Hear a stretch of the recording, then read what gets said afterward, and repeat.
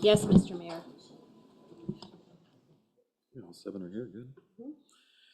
Good evening, everybody. Welcome to the Maple Valley City Council meeting, special meeting for Monday, April 6, 2025. Call the meeting to order at 6:30 p.m. Please let the record show that all 7 council members are in attendance. And we do have legal counsel tonight, Mr. Jeff Teraday. Thank you very much for being here. And a lot on the agenda tonight for a study session. First up is public comment. And oral public comment shall be accepted at this meeting. Written public comment will also be accepted and shall included in the minutes. Written public comment shall be submitted by email to the city.maplevalley.wa.gov by 10 a.m. April 6, 2026, and should include your name and address. Okay, has anybody sign up for public comment? Yes, Mr. Mayor. First up, Jeff Potter. Okay, Mr. Jeff Potter.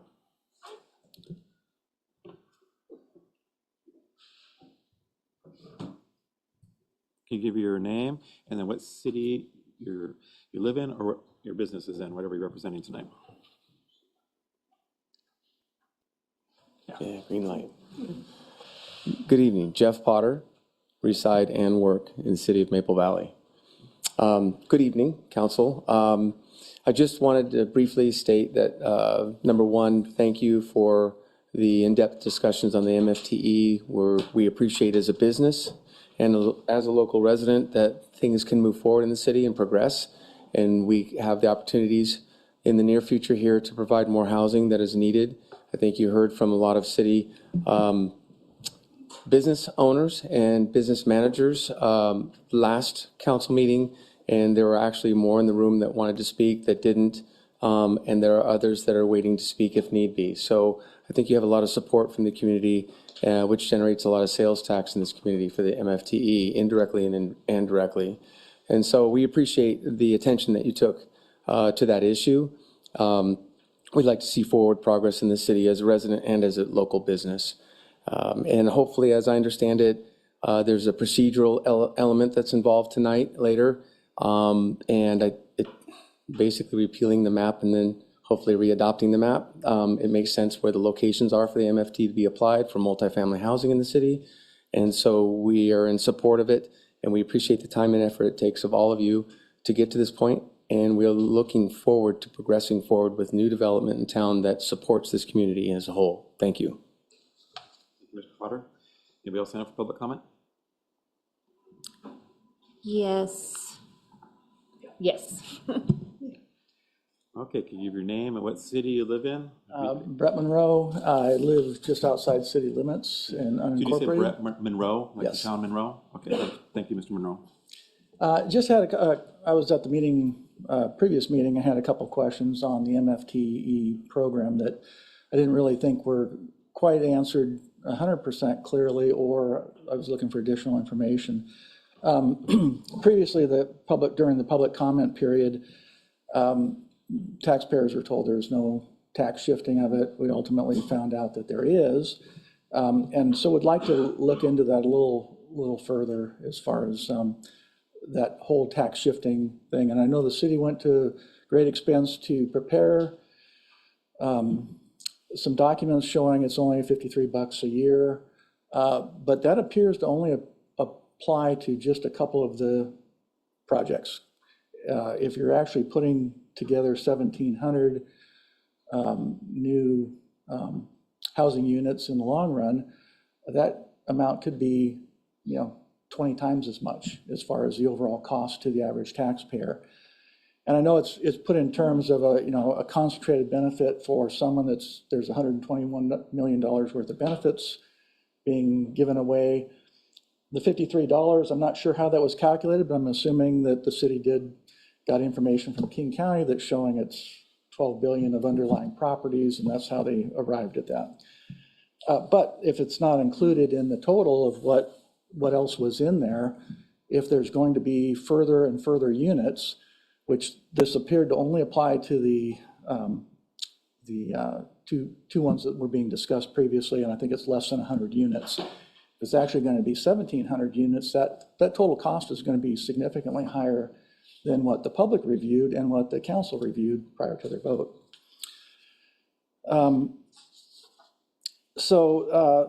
There's a secondary portion of that with the overall cost being shifted. There's also, what was not in the city's analysis was what's the additional cost to the city's infrastructure in this total. So if you bring in 1,700 additional units, or even just the 100 or so units that they're proposing to bring in, what is that going to cost the city in the long run? And how much more fire safety, police, other infrastructure that has to be added because of these programs? And that was not in the city's review, or not that I could see in reviewing the documents. So I would propose that the city re-review all this stuff and take those things into consideration. And then last, it was mentioned that, part of the things that were very important was so that people that lived in this community or worked in this community could afford to live here. I didn't see anything in the MFTE program that requires people that are taking advantage of it here that would be actually working here. And conceivably, they could take advantage of it here and work in Issaquah for higher pay scales. So I would propose that it be brought back up for re-review or public comment with additional information so the public can properly comment on all these things. Thank you, Mr. Monroe. Thank you. Anybody else have public comment? Yes, Mr. Mayor. Kendra Peterson. There's two. You can do one at the beginning, and if you want to stick around, you can. Yep, you're more than welcome to. Thank you. Anybody else for public comment that signed up? No, Mr. Mayor. Is there anybody in the audience that'd like to make public comment?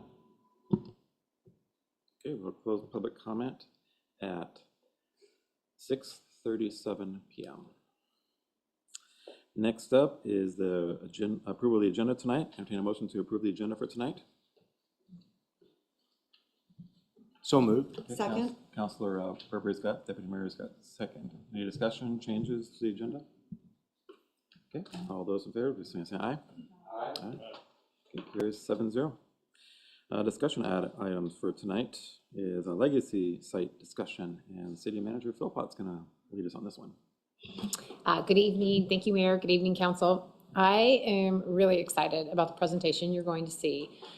Mary Jane Glazer and Dace Anderson, community members who I think all Council knows, brought forward a proposal to staff regarding a vision they have for the future of a performing arts center. And staff felt some excitement on that, but felt like we can't, we didn't want to spend any resources or energy on it until council has reviewed it and see if this is something that the city wants to move forward with. So we've brought this forward to council for consideration. Council said, yes, let's bring them in for a presentation. And currently we are, the conversations we've had have been very preliminary and around potentially considering the use of the 5 acres on Legacy site that we had previously discussed with council as using for a draw for downtown, a catalyst for downtown. So I would really just love to turn it over to Mary Jane and have her introduce her team and present the concept to council. I don't think there's any expectations or any decisions tonight, but just an introduction so that we can see the thoughts and then hopefully get questions, and then we can talk about this again in the future. Good evening, council. Thank you for that introduction. So we'll need you to sit at Turn a the mic a mic. Yeah, thank you.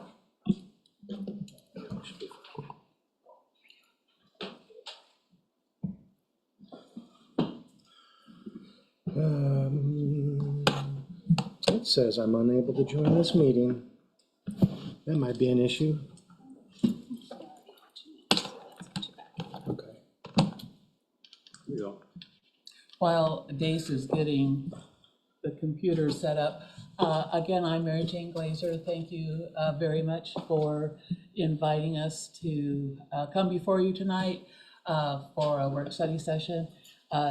Dace Anderson is my colleague and partner on this vision and project. I'd like to introduce other members of our team.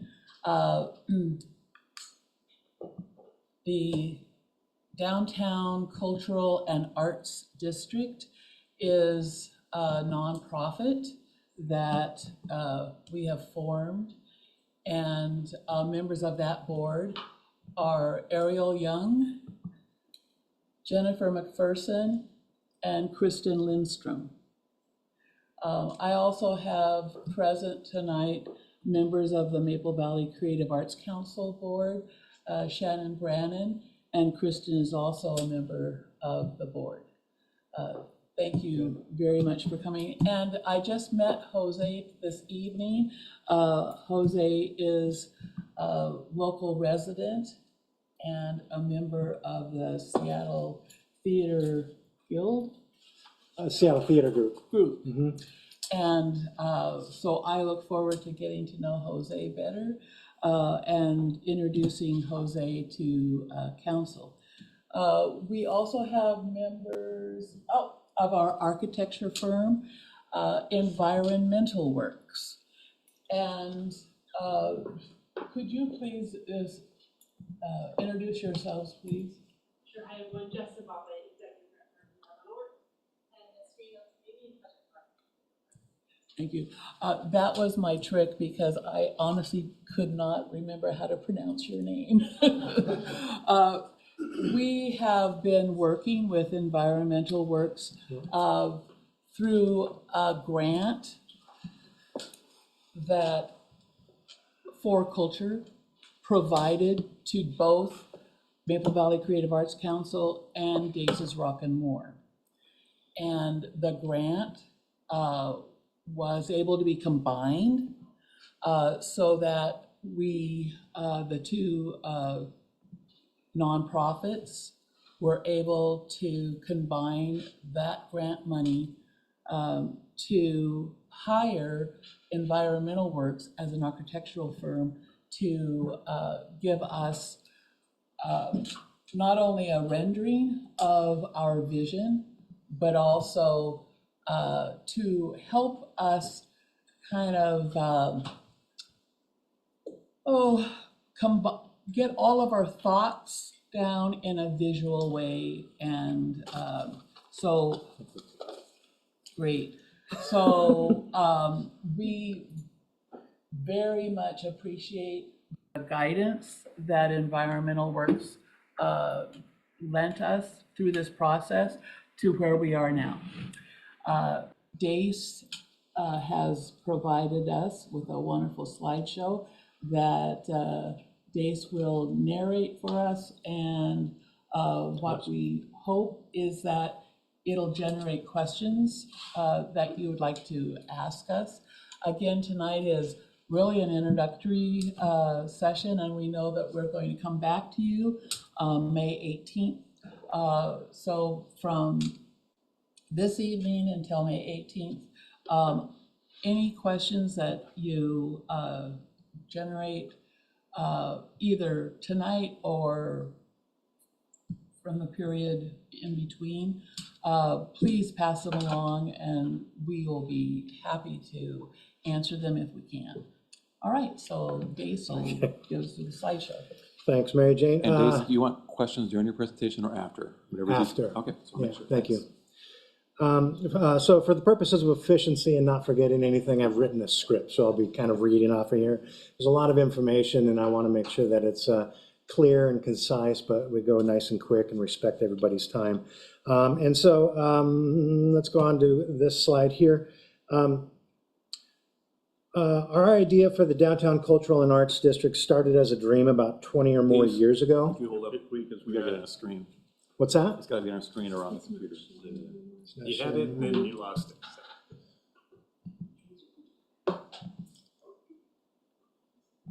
This has happened twice Well, now. it keeps, Is this, it's is because this my fault?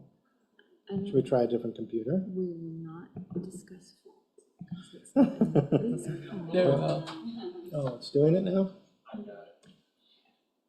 Thank you. Oh, okay. Ariel, maybe you can help with changing the slides then, since you have the script, right? Yeah, or it'll just go a little bit slower than I'd hoped, I guess. I'm sure that you know, yeah, there we go. I'm sure that you know that the demand for arts and cultural spaces in Maple Valley is at an all-time high. Some examples that you see there, there are 9 choirs at the Tahoma High School. The video production class at Tahoma has a waiting list of several hundred students. Rock'n'More and the Creative Arts Center both are quite often completely filled to capacity. The performing arts groups at Tahoma High School have been so successful that use of the building hasn't really been available to the public, from what I understand, very often. We've also heard from other arts and cultural organizations that they've had difficulty finding spaces for their events around Maple Valley as well. And if we go to the next slide, you can see some pictures, because we all know that Maple Valley has long been the home for some world-renowned artists.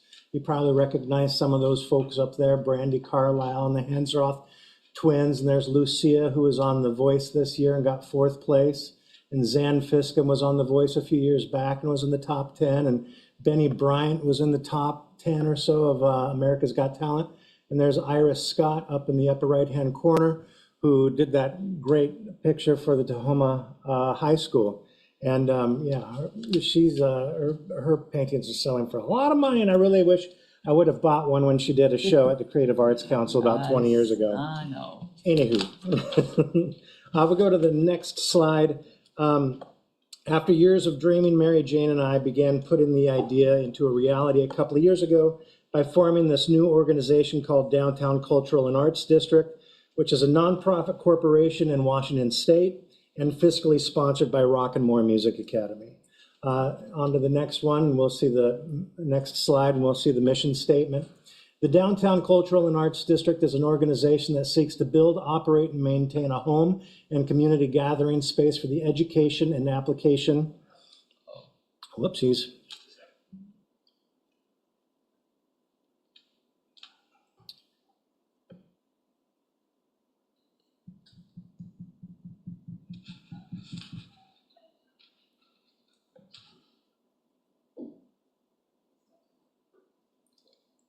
Technology's great and it works.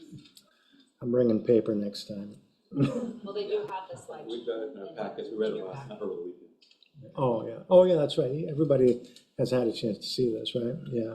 So the Downtown Culture and Arts District is an organization that seeks to build, operate, and maintain a home and community gathering space for the education and application of creative and performing arts of, by, and for Maple Valley and surrounding areas. We'll continue on to the next slide, starting with a 30,000-foot view, and we're not going to get into the weeds today, obviously, but we'll get down a little bit closer so that we're standing next to the building probably by the end of this. Besides Rock'n'More and the Creative Arts Council, the building will be home to 4 main operations: a theater, indoor theater, an outdoor amphitheater, the Downtown Culture and Arts District proprietary programming, commercial kitchens, and membership services. From this color-coded view up there, you can get a sense of the original idea we had of how most of those departments would be laid out. So if we go one step deeper onto the next slide, here's the theater. We are planning on a 600 to 900 seat theater, depending on configuration, so we can host a diverse array of events, including things like the local, regional, national performers, Rockcidals for Rock'n'More, open mic nights, music and comedy, dinner theater, theater productions, cultural events, fundraisers, and stagecraft education. And we can go on to the next slide. And we know that we can't do this by ourselves, so we've sought consultation from the experts. For instance, the Seattle Theater Group, which runs the Paramount Theater, the Moore Theater, the Neptune Theater, the Fifth Avenue Theater, Cary Hall, and the concerts at Remlinger Farms. And they've agreed to help consult us throughout the project, and will hopefully be a strong partner well into the future. And thank you, Jose, for being here again. On to the next slide. Yeah, commercial kitchens. Yeah, given the desire for commercial kitchen space in our area, we can't leave out our friends in the culinary arts. So we'll have commercial kitchens available for food trucks, vendors from the Maple Valley Farmers Market, other local culinary professionals and artists, cooking and baking classes for adults and kids, cooking and baking competitions a la the Great British Baking Show, and farm-to-table dining, among other things. Next slide. So as of this year, DCAD has become the producer of the long-time, very popular Maple Valley Idol Junior Singing Contest. And over the course of time, DCAD will continue to work with the community to grow its proprietary programming division. Next slide. We'll have music and media services available to the public, including practice rooms, a recording studio, classrooms, rehearsal rooms, a podcast studio, a multimedia lab. And on the next slide, we'll see that we'll have art service, or, there we are. We'll have art services and makers spaces, including ceramics and pottery resources, art studios, art classrooms, sewing and fibers resources, multi-purpose community rooms, and a hot shop for glass blowing and other things. On slide 13, we'll see Dace's Rock and More Music Academy will be in this building. Rock and More is a nonprofit which for the past 21 years has provided private group and applied music education to the Maple Valley area. On the next slide, you'll see that we'll have the Maple Valley Creative Arts Council, a nonprofit which for the past 28 years has provided public art and performances to the Maple Valley area. So on to the next slide. We want you to know that we are not the first people to think of such a space. As we've been putting this idea together, we have drawn inspiration. Oh, will you go on? That's right, I reordered a couple of the slides. Will you go forward about 2 slides, please? Yeah, there we go. Perfect, thank you.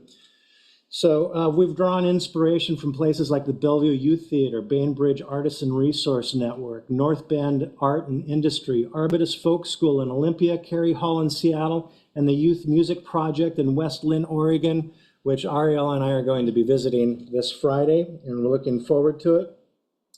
And because, next slide, I think. So because we are not the first people to build such a space in the Northwest, there are paths that have already been trodden that we can follow for funding. Here are some of the places from which we plan to draw funding. Notice that if you add up all the highest percentages that I put in there, it adds up to 133%. We did this because if we are not able to get as much funding from one of these pots, we can draw more from one of the other pots. So we've thought about redundancy in that way. On to the next slide here. What's next? Once we are able to secure a spot to build our building, we will continue to engage with the community to find out what they want in an arts and cultural center. We will begin the fundraising process and we will establish the ironclad agreements necessary for the success of the project. And to the next slide. This is truly a community-wide project with lots of helpers. Here are some of the people and organizations we have worked with so far. One person that we didn't have a chance to put on there yet is Sharon, the librarian. She wants to be on our advisory council as well, just so you know. And then on to the building itself, we have our friends from Environmental Works. You brought the rendering, and can we bring that up to show everybody?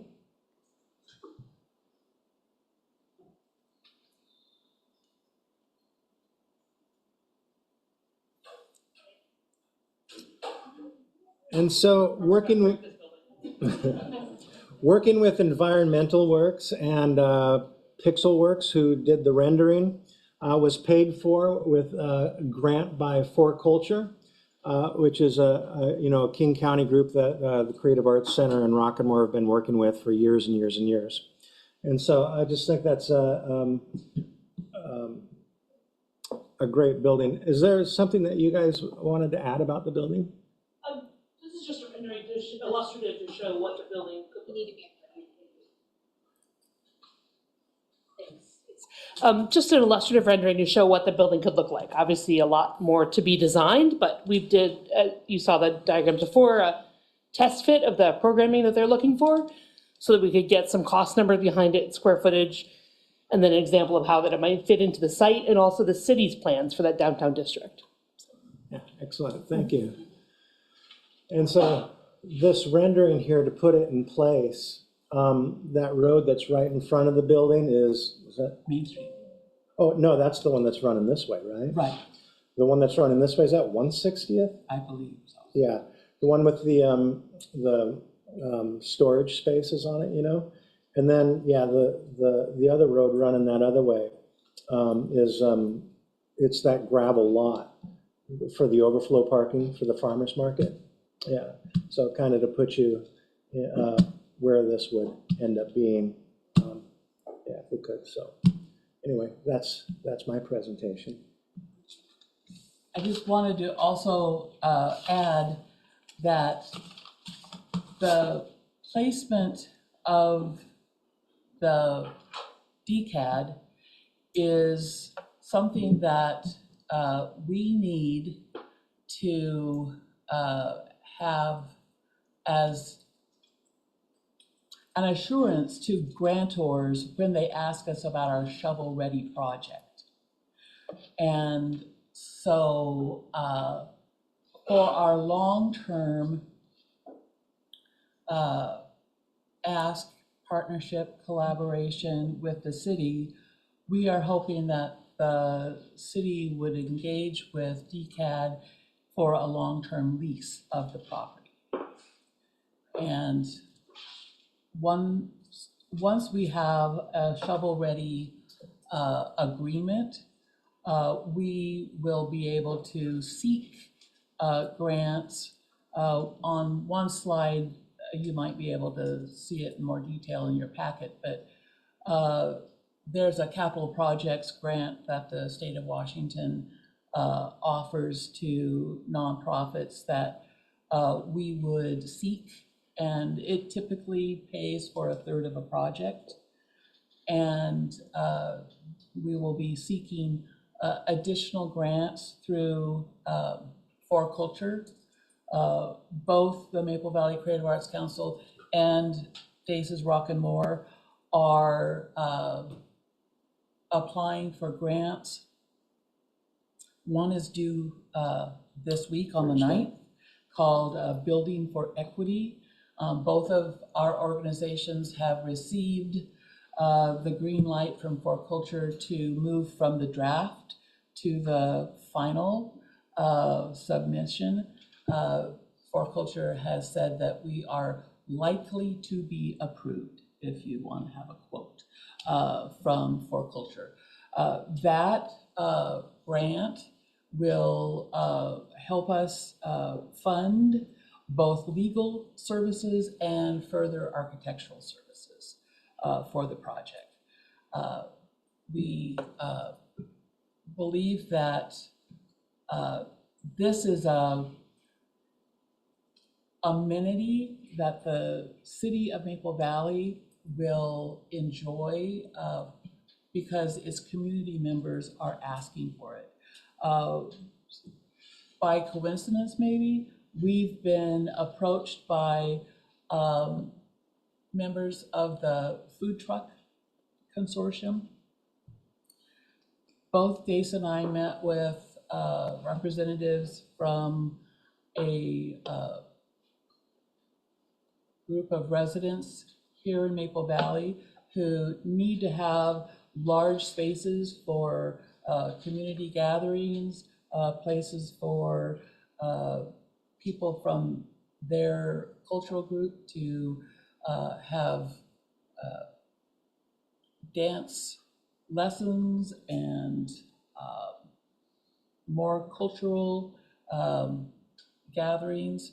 One of the things that we're excited about too is the proximity to both the high school and the elementary school, and the walking path along the trail, as well as the future of the pedestrian overpass. So there, it would be accessible to a walking and bicycle riding group of residents.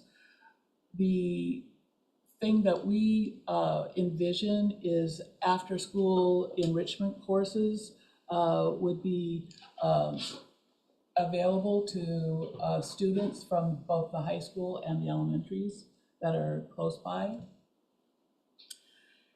We know that the uses of the building will be received so well, and it'll be a place where people will be able to gather I imagine that there will be high school kids wanting to come do their homework, hang out. The vision for the commercial kitchen area is to have places available for people to come and not only avail themselves of the food trucks, but other businesses that use the commercial kitchens for their own businesses. So we think that it will be a hub of activity that will be exciting and positive and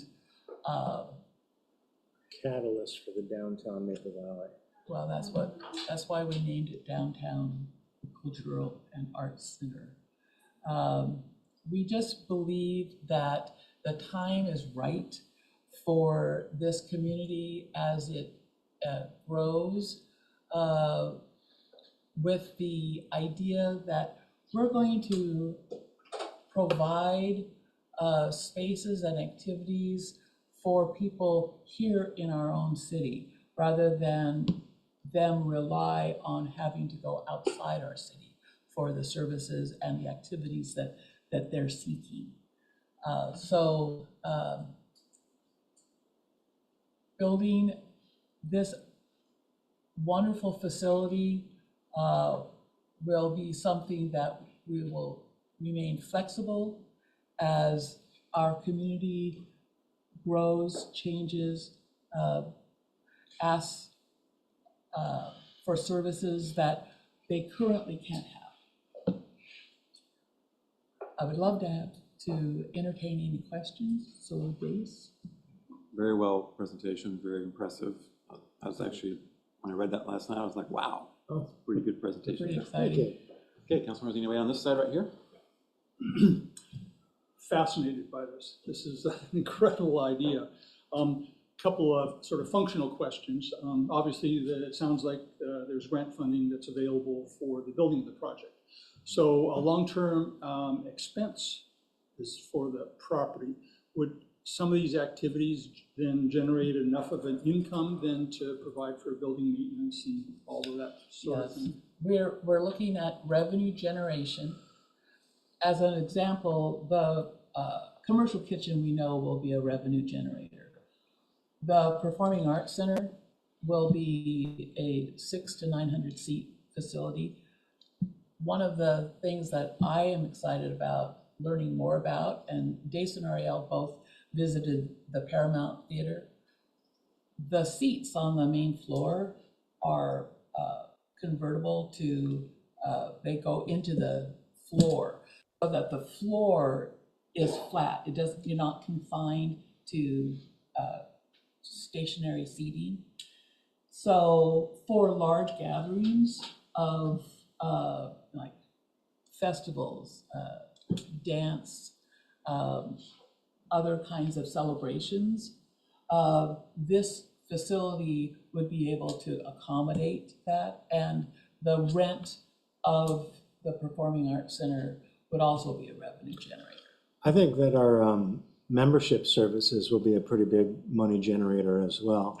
As we've been looking into other places that are similar to this, where per month it's like one or two, depending on what it is, it's like $100, $200 a month. And you know, just like a gym membership, a lot of people aren't even really going to use it, right? And you know, right now Rock'n'More has about close to 200 people that come to us every week. And I know that Creative Arts Council has a lot of people too. Just with the audience that we already have, we're talking about quite a bit of money per month just off of membership services. So, yeah, and again, there's other, ways of. One other quick question. I'm looking at the site map. So it's 5 acres and there would be on-site parking? Yes. Is that part of that 5 acres is Mhm. parking? Yes. For 900 people or 900 cars or 700 cars? Or? If it's up to me, and maybe this isn't very suburbanite of me, but I would like to have the smallest amount of parking possible and have it is very accessible by bicycle and by walking. And from what I've heard, the downtown area is supposed to be even more so. I want it to be more people-sized so that it's safe for people to walk and bike. But of course, I also want to, because I know that, it's a car-centric, area. So I would definitely want cars, but it's accessible by so many other ways. When I ride my bike to work, a lot of times, especially on a nice day, that path is completely packed. And so we've already got the traffic going there. So yeah, I think that we can do it with less cars, but yeah, however much parking we need, I think that we've got the space for Very it. good, thank you. We want to be sensitive to the community members who are concerned about cutting down trees.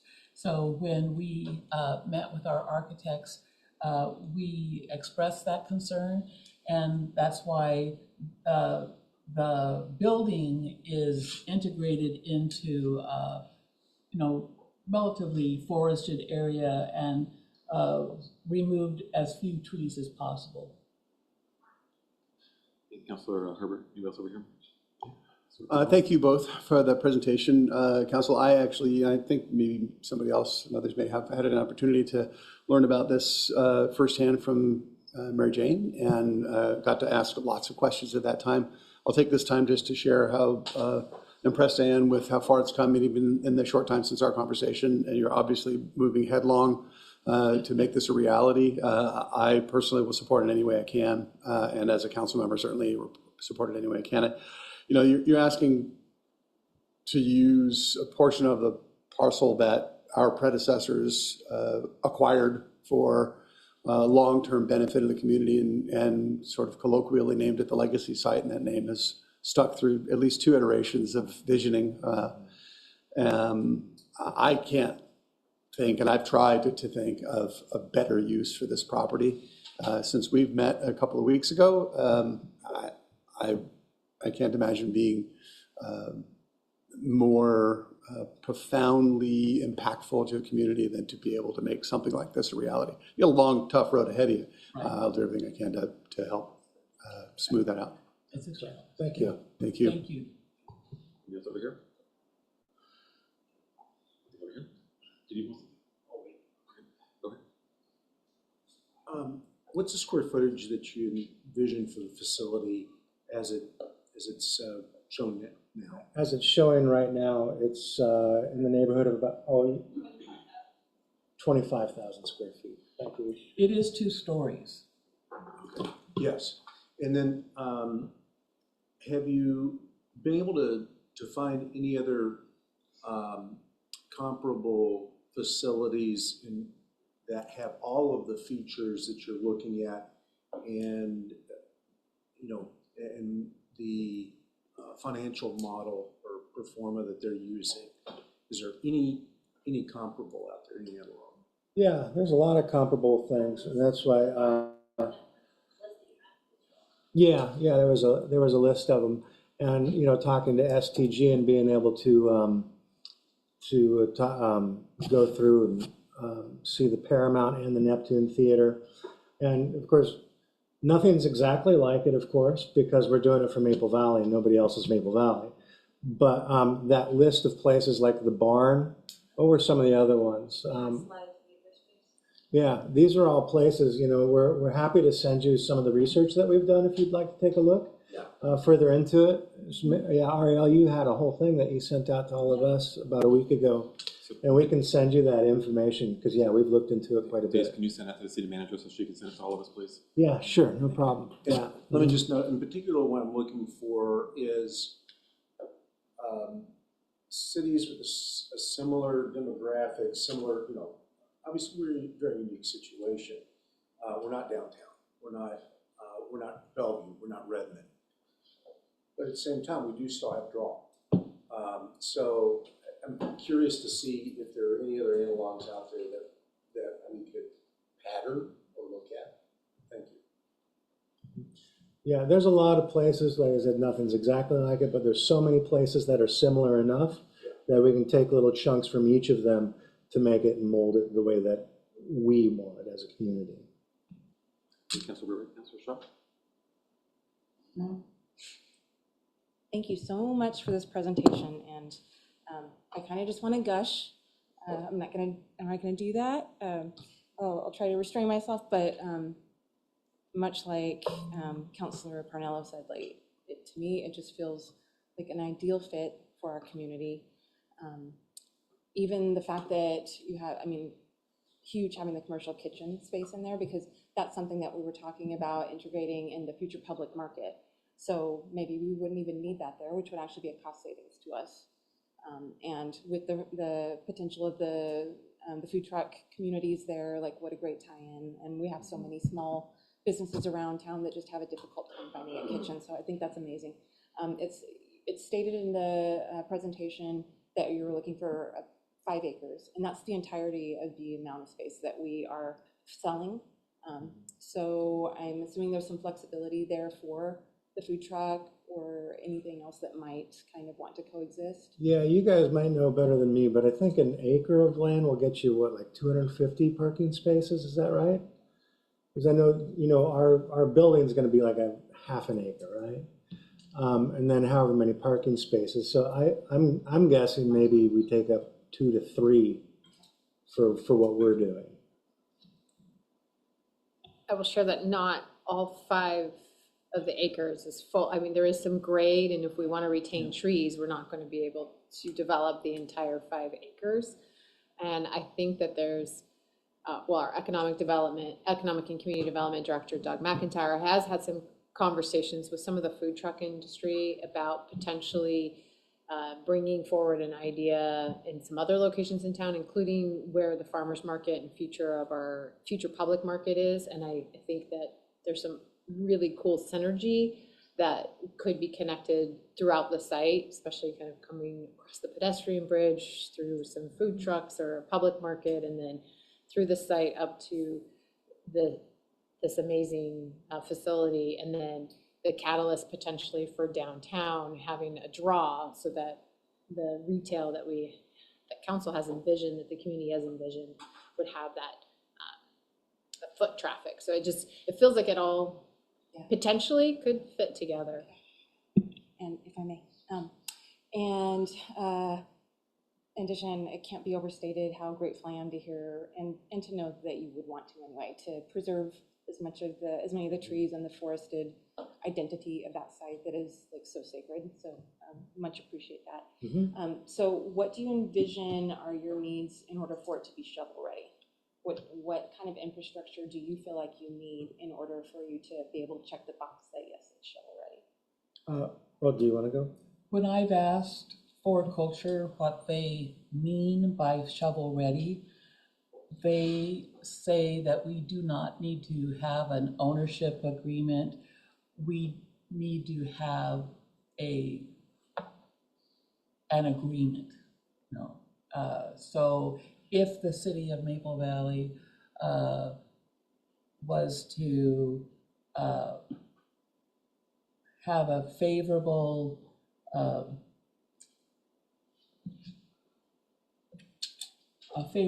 agreement to our proposal, and indicate that they're interested in forming a long-term lease, then that would be enough for culture to identify our project as shovel ready. Thank you. And so, I'm sorry, just a little bit more into that. So, and mentioned in the packet, like some of the infrastructure that's needed, sewer, water, those kinds of things, and obviously that. So are those things that you look to the city to provide prior, or where does that fit into the grand scheme of the development piece of it? Yeah, from what I understand, some of that stuff we probably wouldn't be able to pay for from grants and stuff, because it's not, that would end up having to be an investment from the city, from what I've heard. I don't know that it's necessary. It's all in an agreement, right? If it was all agreed to, we could move forward. Yeah. So you don't feel like you have to have it in place in order to start getting your grant? No. The only thing that we need to be in place is some sort of agreement with the city that shows them that, we have access to this for a long term. Yeah. May I ask one more? I piggyback what you're saying, then I'll have your third question. So for the city attorney, So for the city manager, so if we assigned a resolution number to this, would that be significant so they can go out and start working on their, if we decided to assign a resolution number to it, that show the council's pretty serious. Yeah, I think it would. I do think there's a lot of details that need to be worked out between. Keep it at 1,000-foot level, and then later on we can redo the second resolution number if we needed to. We've done that a couple times in the past. I just think we do one at 1,000-foot level that we're interested or something like that, and then, you know, just work out some bugs and stuff. And I would really, I would appreciate having formal council action one way or another at a future council meeting, just so that if we're gonna expend staff resources and energy to bring back, that helps make it crystal clear what we're working on. And I think you and I spoke earlier about potentially assigning pieces of this or a review to some of the commissions. And so having a resolution or a commitment from council that we wanted to move forward with something to empower staff to work with this, work with their organization to come up with some of those details and figure out what questions we have to bring back to council. There may be some items that we need to bring back and say A or B, or what does council think of these different elements? And I don't think we're there yet. Sorry about that. I just wanted to piggyback on your second. No, thank you, and I appreciate the latitude to, and then what do you envision as the long-term lease? When you say a long-term lease, like, what are you thinking? Do you have a number in your mind? Do you have what? I think For Culture wants it to be at least 15. We were thinking more like 50, 100, something like that. Long-term lease. Sure. Both of our places have been around for a long time, over 20 years for me, almost 30 for the Creative Arts Council. We have succession plans in place. You know, if I already, you know, if I retire or whatever happens, I want my music school to continue because, you know, it's not really my place. I'm just the steward of it at this point in time, right?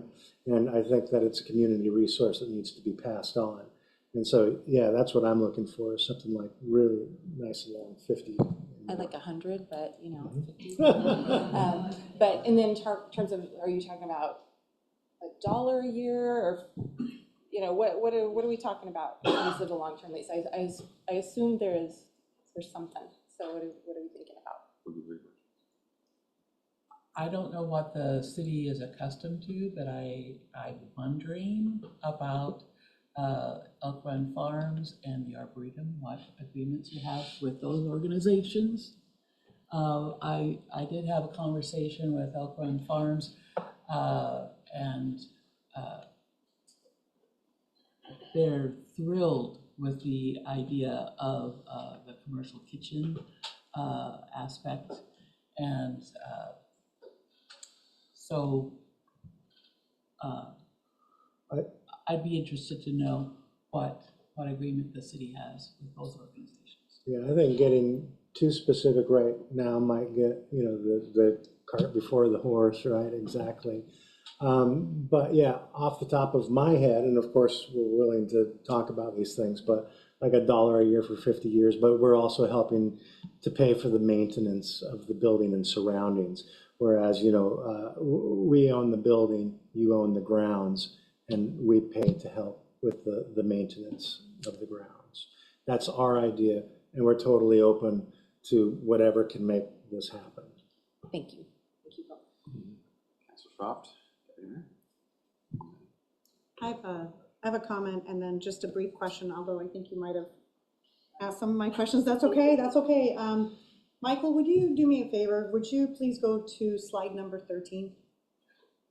So I think most people in this room know Mary Jane and know Dace. And no secret that I've known Mary Jane for over 2 decades and have worked with her. And I know her passion for the arts community. So it's the local demand one, is it? Oh, local demand. It's 13 on, yeah. The local demand is like maybe 3, actually. Is it 3? Yeah, it said 13 on the side, but maybe it's 3. Anyway, what I wanted to point out is you, in the beginning, you talked about, and I just want to show some, not that people need to know this, but there's such credibility and passion that, you know, so this isn't something that's sort of whipped up and just, oh, you know, what a great idea, but there's a lot of, and Dace, you kind of stole my thunder, is that there years and years of passion and dedication, and not just you two, but all the other people that are in this room and everyone beyond this in your organizations, right? So when we think about this local demand more than likely is a result of all the work that you guys have put in over the years and your passion and driving arts in our community. And it only makes sense. And it's almost, and I thought about this, the word catalyst. You were the catalyst to begin with for the arts and for that local demand. And now here's this really wonderful, ironic moment that we're going to continue that, and it's going to be the catalyst for something beyond, you know, beyond the arts into something even bigger. But I just want to point that out. I support this. I've always supported the arts. I know the people behind the scenes. I know one individual that will, and you too, but I just know that one individual will never give up on this dream. So I feel really comfortable about the passion behind and the hard work behind it. I do have one question, and I think Councilor Schaaf asked a lot of my questions, but it may be redundant, but beyond funding, and we know that funding is a challenge, and yes, there's a long road ahead, but what is the another significant hurdle that you see as something that needs to be, talked about, or, you know, something that we should be aware of? Is there another hurdle other than that? I was thinking the water and sewer and the details to that, maybe? Yeah, I think the biggest question mark for us right now, or at least in my mind, is all of the agreements that need to be made. Because we don't know exactly what you guys have in mind. We know what we have in mind, and we know that it's going to take some time to come to an agreement. But I'm hoping that we're all in, enough of the same space here that we can work it out. But for me, that's the big one, is to learn about what the agreements will be about. Because, I'm going through and doing as much of the business plan as possible. And it's like trying to work on budgets and stuff. There's so many variables right now that it makes it a little bit different. We've got our ideas, and we know that it'll work, but I want to see the exact budget, the operating budget and everything. And I can't do that right now because we haven't made those agreements yet. Thank you. Thank you for the presentation, information, and your passion to keep delivering arts in our community. Thank you so much. And to everyone else that is, part of your organization, because takes a village of people, right? Yeah. Thank you, Deputy Mayor. Councilor Dawson and Councilor Rivera, and then I'll say some words. Thank you. Thank you both. Appreciate all the effort you put in. I know I've talked with both of you over times on this. It's a beautiful idea. I appreciate the lead-in you just gave, Dace, about the budgets. So the one thing missing here, what do you expect the cost to be just to build it? Just to build it? Well, we got a cost estimate from them. Do you guys want to talk, or should I just give the number? Environmental Works helped us out with that. They say 35 million. Okay. So. And it will never be cheaper than that. So that's what I was looking for, because my associates here like to dance around that. They leave that dirty work to me to ask that question. And don't take it the wrong way. It's just that for us to figure it out, because the viability is $35 million comes with a high operating cost that you have to be able to support. And for us, it helps if the city's providing the land for you. Mm-hmm. The devil's in the details. It can all be worked out. That's why we have an attorney. He loves to do that type of detail work. So, it helps us frame. I know we're building a community clubhouse at the golf course, $25 million. So yes, I understand the cost. So that's what I just wanted, so we can all kind of, okay. And then we could help helps us figure out when it comes to what do we have to do for infrastructure. And then if we have that, then you factor that into the cost or what you're getting in as additional support as part of your whole package when you go out to get funding. So the only other question I have, and you don't have to answer it, the 18th, we can talk about it. $35 million is a steep hill. I don't know how much you have right now. But that also affects the timeline. So as you just said, the $35 million never gets cheaper. And every month and year it takes to get to that raises it a little bit more and a little bit more. So I'm looking forward to more discussion on this because I think we never have enough space in this town to do things. And it adds a new venue. And I think I'm a supporter of the arts. I think but if I have the idea, then I can help communicate it with my fellow council members. And Yeah, and I think also, just like what you're saying, it'll never get less expensive, and, we've got to consider things getting more and more expensive. That's the same way it's been with everything else similar to that's been built. We're not the first ones. We're just the most recent ones. Yeah. Okay, thank you. I appreciate that. So thank you, Councilor Dawson. Big supporter, awesome job. I'm really excited about this, and I heard about this about a month ago, so I was pretty excited to hear about it. And we do need more things for the arts. Really good illustration of the building there. It's gonna be fun to watch. I like how you have a bicycle in there too, so that makes it even more special. I was gonna do some procedural things with my colleagues here really quick, so don't be just some things we need to go through, the 7 of us, so I would recommend that we kick this to the Planning Commission and Arts Commission for a special joint meeting sometime between now and May 18th, and then do a public hearing. And the reason I want to ask for a public hearing, I don't want in 3 years somebody come up and go, oh, I could have used that property for something else. Well, could we have a public hearing? I can say, well, we had a public hearing on May 1st, 2026. How come you didn't say anything then? Then it's closed out. Okay, does that make sense? And it's kind of our process too. This is the first time that I can remember, unless the city manager or senior council member, councilor Berry or council member Pernilla wants to correct me, but this is the first time we've actually allocated something that wasn't there before, like the golf course, the Arboretum, Elk Run was there when we took it over from King County, things like that. Big supporter, just a little technicality. We got to make sure our commissions are a little bit involved in this. And I think we can push it through pretty quickly. They've done it before in emergency, not emergencies, but fast tracking things. So I think just make it clean if we did a quick public hearing and see if we got anybody that want to use that property for anything else. So that'd be a recommendation I have for the council to send it to the commissions really quick for a quick joint meeting, public hearing, and then close that. It comes back to us whenever the city manager feels like it needs to come back to us. Anybody have concerns about that? Yeah, go ahead.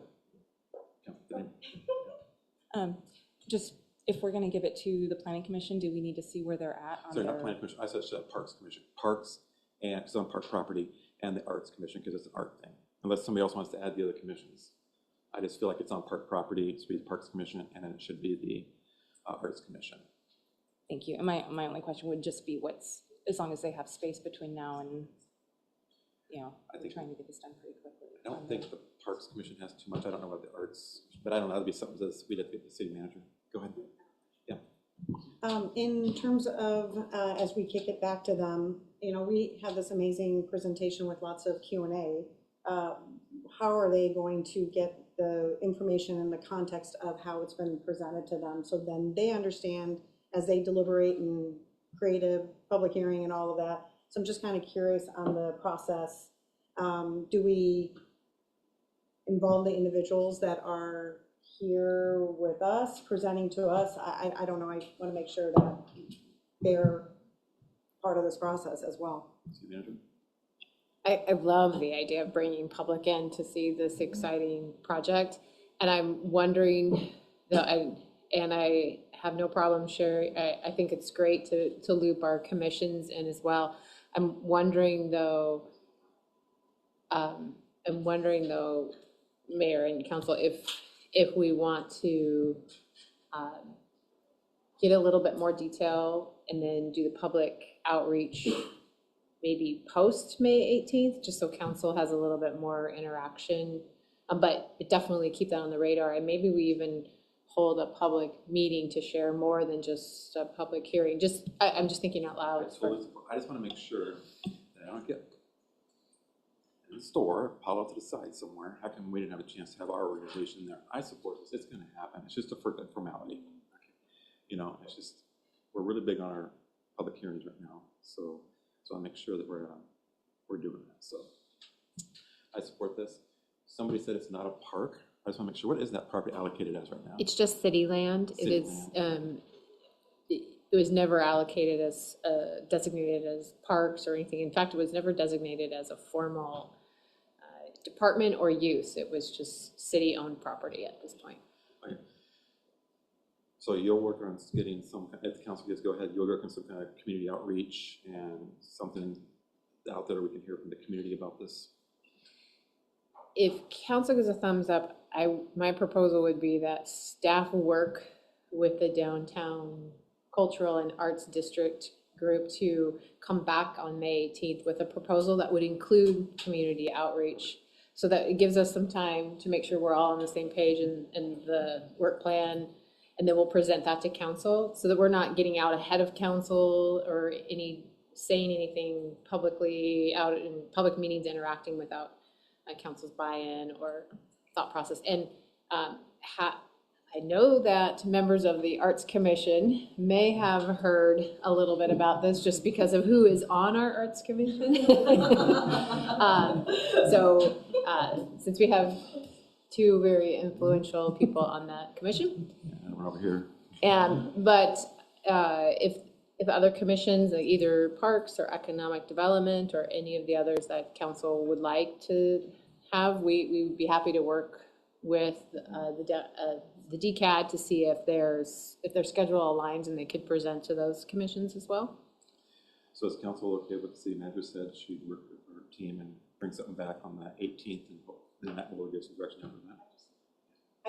I just want to reiterate that I would like, and yes, I just want to make sure that Dace and Mary Jane have ample opportunity to be able to present and be a part of that process. I just don't want to cut them out of that. So I appreciate your suggestion. So yes, a little bit extended. Thank you. Okay. And then one more, that's my first question. I get two, so I give three. The second one is, think about it. Do you feel like you might have a resolution number ready by the 18th, or do you want farther out? I just want to have, and this is a council decision, just so when they start going for grants, they can say that at 1,000-foot level, the city council is supportive of the concept. But we still got a long ways to go. I just don't want to give them a chance to miss any of their grant opportunity. Go ahead. Okay. Addressing that very subject. Microphone. And so I guess I want to voice this as a question to our legal counsel. Shouldn't our first step in considering this proposition be to ask if the commissions would recommend a memorandum of understanding? I'm thinking that that would give enough information to the Floriculture organization to be able to proceed, and yet it still gives us flexibility because it's much broader and there's so many unknowns at this point. It's just a broad memorandum of understanding, not necessarily a resolution at this stage. Yeah, so if by memorandum of understanding you're referring to like a non-binding agreement, basically, it says this is what everybody would like to have happen, that seems like one plausible early step in the process. You know, that could be adopted by resolution. So it's, you know, it's not like the two things are mutually exclusive, but you know, there are several steps. I haven't heard any, well, we've kind of danced around the zoning, but you'll need zoning there at some point. So, and you probably need a comp plan amendment before you can have the zoning. So just to have those on your radar. I suspect when you use the phrase shovel-ready, that's probably one of the things that they're going to want is entitlements. So not just a lease, but, you know, some sort of permit, at least a land use permit, not a building permit. I'm assuming, don't know that, but, so yeah, there's some steps, but that's a good early step. I go to Councilor Mello, and then if you want some Councilor Shreft, and that kind of closes out, close to the 1 hour mark. So thank you, Councilor Burberry, Councilor Pernello, and over to Councilor Shreft, and then we'll wrap it out. No, you already went. Sorry. So just a couple of additional comments that I had meant to make earlier. One, I appreciate the design elements incorporated into this and a strong sort of thematic consistency between this, the library, which everybody has always said they want everything in town modeled after. So bravo. Our pavilion, which, well, God, was modeled after the library, and the Lake Wilderness Golf Course Community Clubhouse. So strong thematic elements and consistency in terms of the overall vision. You got it, they got it, bravo. And then the other comment was something I was kicking around, but couldn't figure out how to say it until Mayor talked about Arts Commission and Parks Commission. And to me, this is, what you're proposing is largely an extension of what our Parks, Recreation, and Cultural Arts Department, and Arts Department really is offering to the community. It's essentially a vessel, a structure, a way of delivering services to the community at basically 100% cost recovery. So with the city's contribution, being that you're a nonprofit, it doesn't mean that you don't pro forma and pencil out. It just means that you're not charging exorbitant rates for people to have these experiences. And that's similar to the way the city needs to structure our adult parks and recreation offerings, as close to 100% cost recovery as possible. And to me, this is such a perfect sort of amalgamation of public-private partnership. It's such a great example of the things that we can do if we work together. I couldn't be more excited about this. So.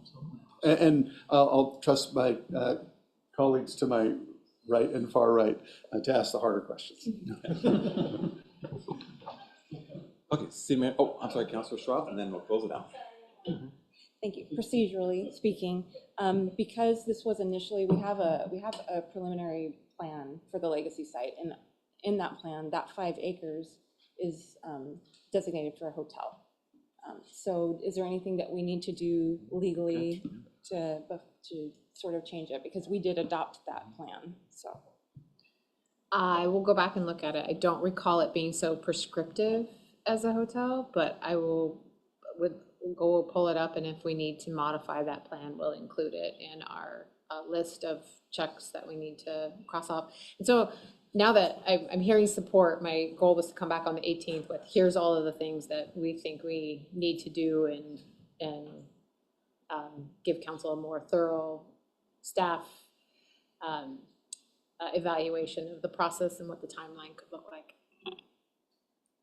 So council gives the city manager authority to move forward with this, bring it back in the 18th. Okay, thank you very much. And then, I had another thought, I forgot what it was. It will come back. Yeah, I turned 51. Very impressive presentation. Thank you all for being here. Looking forward to this adventure. It's gonna be a lot of fun to watch here in the next couple of years. So thank you. Cool. Thank you, guys. Thank you all. Oh, that was a question.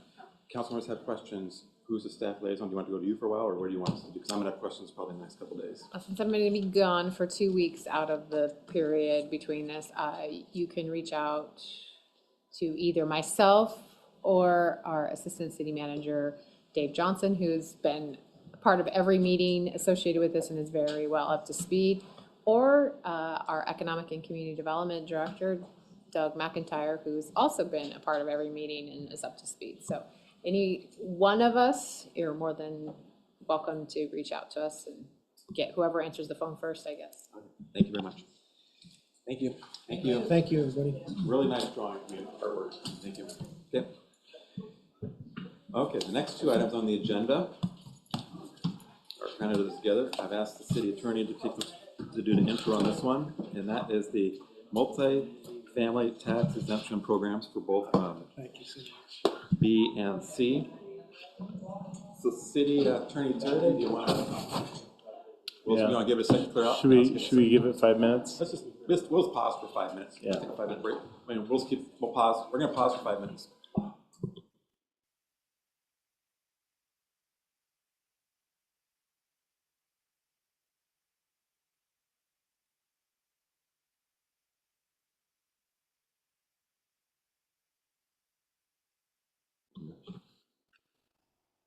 Okay, we're live at Studio at 7:45. And Mr. Terraday, you're doing the intro on these two, thank you. Yeah, so this is sort of a follow-up to the MFTE adoption that the council approved on March 23rd.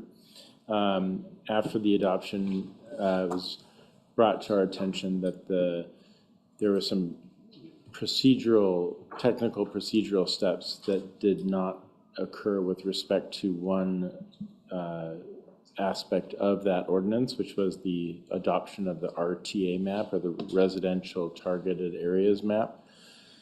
So in order to comply with state law and the city's own code, that the city attorney's office is recommending that the council repeal the subsection that adopted the map. There's an ordinance in your packet that does that on page 37 of your packet. It basically, this ordinance is very straightforward. It just repeals the subsection 04OD, which is the subsection that adopted the RTA map. And it is that map that is the subject of the notice and hearing requirements in both state law and city code. So once you have done that, you no longer have to worry about a non-compliant ordinance. The next step would then be to part two of there's sort of two related council actions tonight. The first one is the ordinance. The second one is the resolution of intent, which is the first part of that required process that was not performed. You can do both of these tonight. The resolution part of it basically just says, we think we want to have an RTA, but we want to have a public hearing on it first. And so these are the, this is the day we're going to have the hearing, and then you have the hearing, and then eventually down the road, you have the hearing, and then you, if you want to, can readopt the map at that time. So I know there were a couple questions about whether I had any concerns about legal risks associated with this. I don't. I have answered some of those questions by email. Hopefully that's sufficient, but if there are other questions about legal risks, I'm happy to answer those tonight. In short, the MFTE is it's a legislatively adopted program that no one can claim a right to. It sort of exists outside of the vested rights doctrine. So that's one of the reasons why I don't have any concerns about the legal risk here, is that it's just not something that anyone can vest to. It's not anything that anyone has vested to. And so for it to be temporarily off the books while you go through the public hearing process does not cause me any concern. So with that, I'm happy to take questions, but this is a very, again, this is very procedurally straightforward. It's just a technical compliance piece that we have to go back and do correctly. So The rest of the ordinance can basically sit on the books and be ineffective until such time as you readopt a map, because until you do that, the MFTE program cannot be used. So, Thank you, Mr. Turner. happy to take questions. Anybody on this side have any questions for Mr. Turner? Okay. Councilor Robert? Sorry, I just want to restate it so that I make sure I understand. So first act is we're repealing the former RTA, and then we are establishing a public hearing, after which we would take another vote, assuming that we move forward, correct? Yeah, assuming that, after you actually hold the hearing, you have to make findings that the areas that would be designated for RTA meet the various criteria in the statute for that. Assuming that they would, then you would just readopt, you have the option to readopt the exact same map that you adopted the first time. Thank you. Yes, over here. Councilor Shaw. Thank you, Councilor Robert. Thank you. Timeline-wise, how long would it take all in before we could go ahead and adopt and move forward with MFTE if everything goes forward? Well, so I think the resolution establishes a tentative the hearing date that was called out in the draft resolution on page 41 of your packet is April 27th, 2026. So assuming the council actually does hold the hearing on that date, there is nothing, the fastest you could readopt a RTA map would be on that date. You're not required to do it on that date, but that would be the soonest the soonest date that you'd be able to do it. Thank you. So I just want to make sure that we all have a shared understanding, and I'm not sure if we do. As you know, that I looked at this quite in depth, and then when I read the ordinance that's here for the one that's to repeal it, and the two ordinances or the two resolutions, I had to read it a few times because I just want to make sure that we understand that what we're talking about, and help make sure that I do, right? What we're talking about tonight, the repeal part of it, is not repealing the ordinance that we voted on 2 weeks ago or whatever. It's to actually do the subsection that's related to the RTA. And so when we would repeal that, and then we would then have the resolution of intention or intent or whatever, and then that would then trigger the public hearing.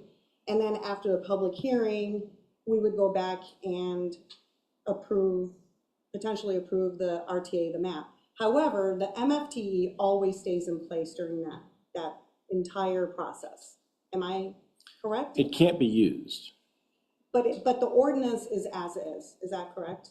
We're not doing anything to the actual ordinance. So MFTE stays as adopted. It remains on the books as a dormant aspect of your code. Okay. A dormant, unusable aspect of your code. So then I think we all understand I just want to make sure that that's what we're talking about, because the concern that I have, the whole adoption of MFTE is first the intention, the intent, and then the hearing, and then the designation, and then the program adoption. So we actually did the program adoption, as you know, without having the intent and the hearing. So we're going out of line, and we're going out of process, out of procedure, and we're sort of taking that out, redoing it, and putting it back in. I guess for me, I understand that there's probably no legal, like the procedure is probably legally sound, but is it the way we want to behave, and is it the way that we want our community to see us working through this really, really important topic? That's my concern. is that, and once we're gone, in 12 years, when there's gonna be potential extensions or whatever, we'll all more likely than not be gone, and the history of this and the entire transaction seems out of line and out of sequence, and I don't want anything to be potentially a problem even later on when people can't explain how to do this. So for me, what seems the most clean path to this and the most actually genuine path, because we're taking public hearing, is to actually repeal the ordinance itself and then work through the sequence as the way we should have in the first place. So I just want to, that's kind of where I'm thinking and I'm at. But I just want to make sure that we all understood what we were even talking about, that, and I understood what you were saying. So thank you. Yeah, and if I can just comment briefly on your concern. So I just want to remind the council that there was a public hearing before the Planning Commission on the entirety of the program. That hearing is not statutorily required, but it was part of your public process before you adopted it the first time. Similarly, there's no public hearing required on the remainder of the code. I mean, if you look at the statute, the only portion of the statute that requires a hearing is the adoption of the RTA areas, right? The rest of it doesn't require a hearing. So you've already had essentially more hearing than you're required to have on the balance of the ordinance. It's just with respect to the map itself that you did not have the statutorily required hearing. You are correct that most cities that are going through this process probably don't do it in exactly this order.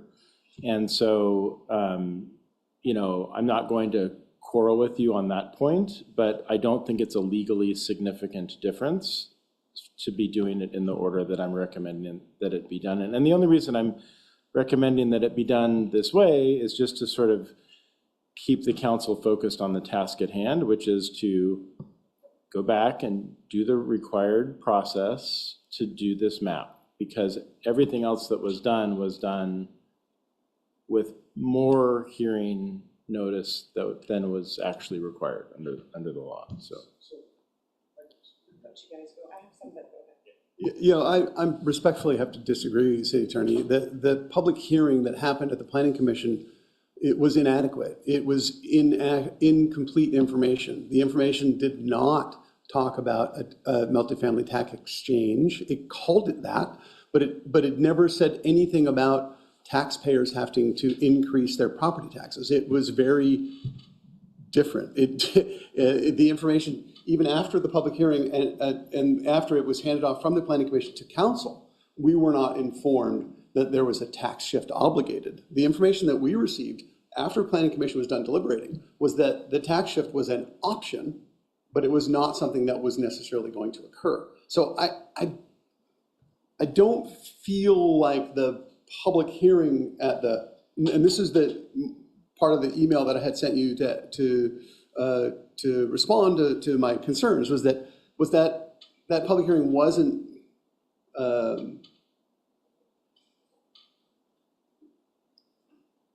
whether the information that the Planning Commission had and presented to the public is different than what we understand to be true today, and is different than what we deliberated on in our last couple of meetings.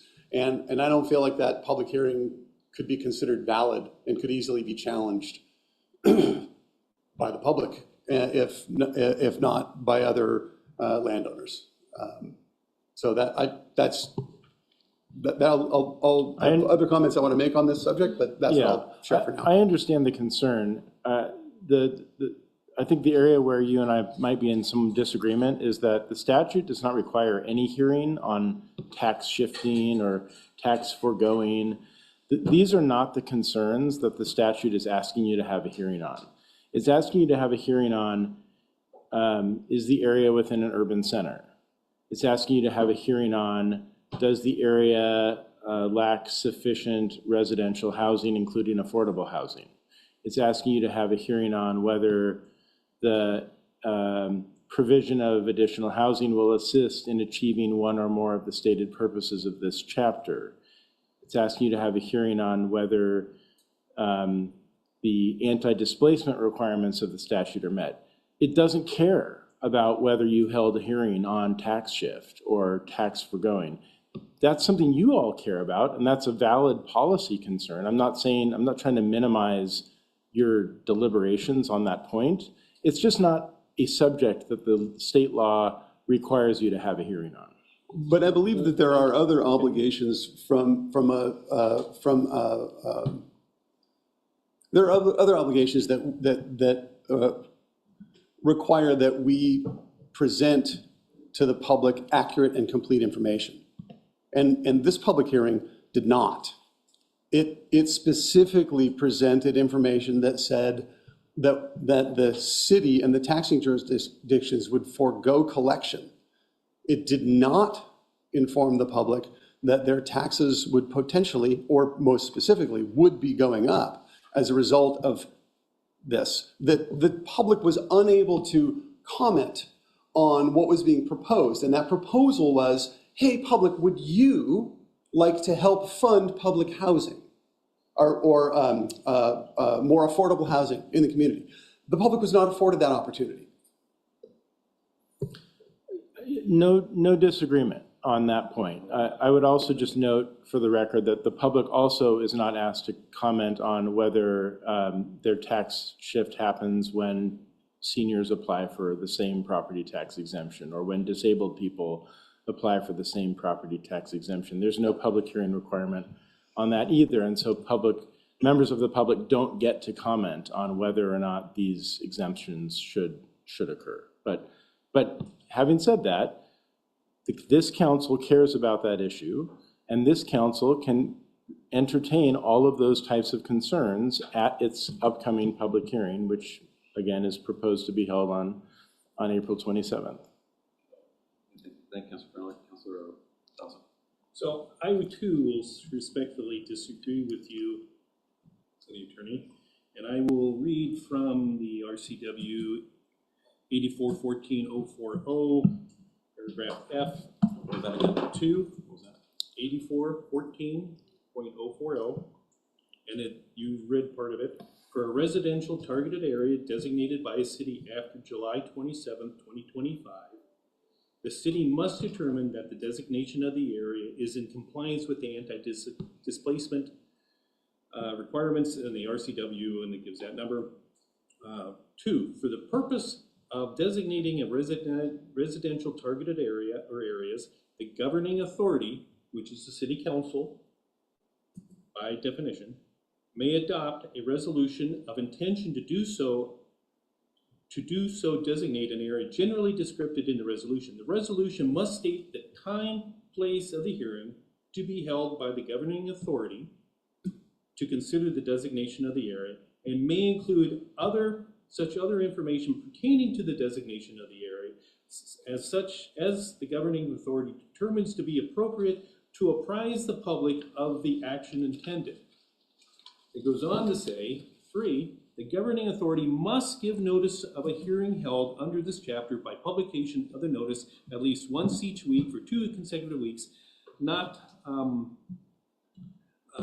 less than 7 days, no more than 30 days before the hearing in the paper of general circulation. The notice must state the time, date, place, purpose of the hearing, and generally identify the area proposed to be designated. The governing authority must send a copy of the notice to all taxing districts in the proposed residential targeted area. We didn't do that. We didn't do any of this. We didn't do any of it. No contest. Yeah. In the planning commission, one person came. It was Sam Pace, the Washington, Seattle King County Realtors lobbyist. Right. He spoke on, I listened to the tapes, so if anybody wonders why they included 4 tapes of the planning commission, it's because I asked for them. They're in there. He spoke and said he went there to talk about first the congregate housing, also talked about the MFTE, but he was also talking about the 20-year, he was advocating for the 20-year option because it provides for a home ownership on either a non-profitly owned property or a city-owned property. So they would have an option for that. We didn't have that discussion. Now, we also didn't have the discussion when we set this up and voted on it, what the council, what that RTA was going to be. We were told, here's the area we've chosen. We've also excluded certain areas. I don't know why we excluded it, other than we excluded it. But we should be, why shouldn't we have that discussion? But the last thing I want to say is, when I listen to the tapes, the Planning Commission itself believed that this was a mandated program from the state. It wasn't until the November 10th that they said, oh, I thought this was mandated by the state, we must do that. And said, oh no, this is another tool. Well, that's when they started talking about the implications of it. And there was discussion about what's the total impact of that. So the Planning Commission, coming into this, did not have the full information to make their recommendation. Now, we went off of what they provided, what we were provided. We asked lots of questions, and we made a decision as a whole. We didn't do it right. Now we have to do it again. And I don't believe just saying we're going to eliminate one line of it is adequate to our city, our people we represent, the other people that we're putting a tax burden on, which is outside. We had a community member outside the city speaking about that. He didn't know about it before. He's coming in and saying, I don't agree with it. Our school district didn't know. The fire department didn't know. The water department didn't know. And we're levying a tax on all of their taxpayers. I believe that we must start from the beginning.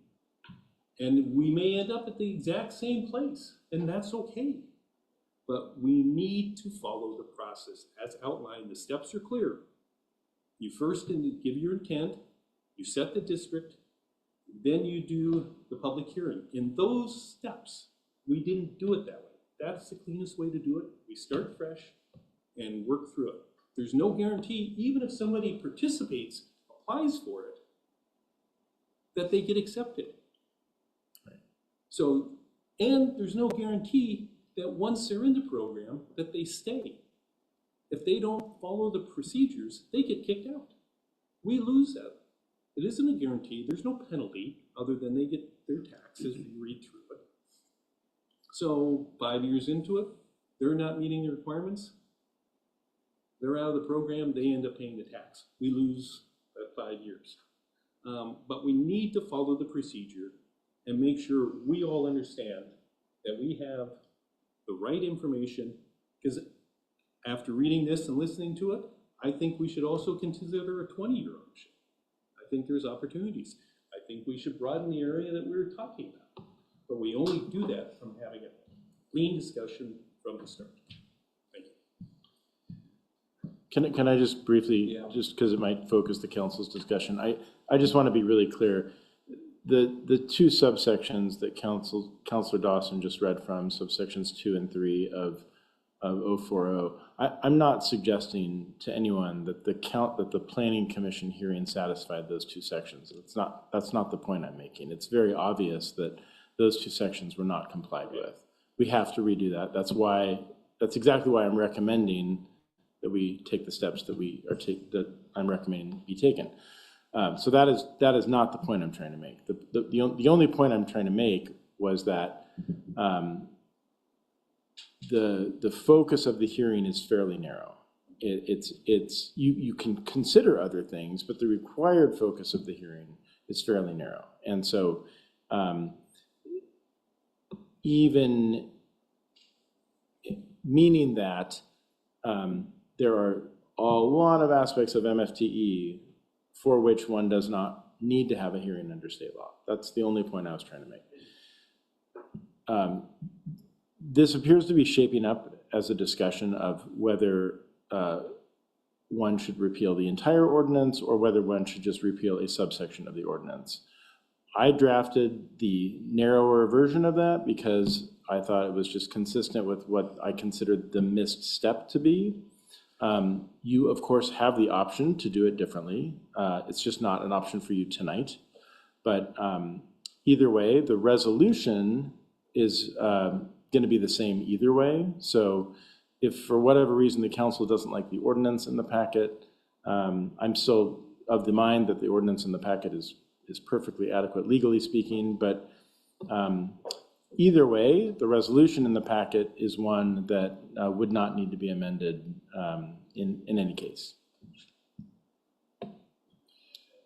And then Councilor, anybody else over here? So thank you for clarification.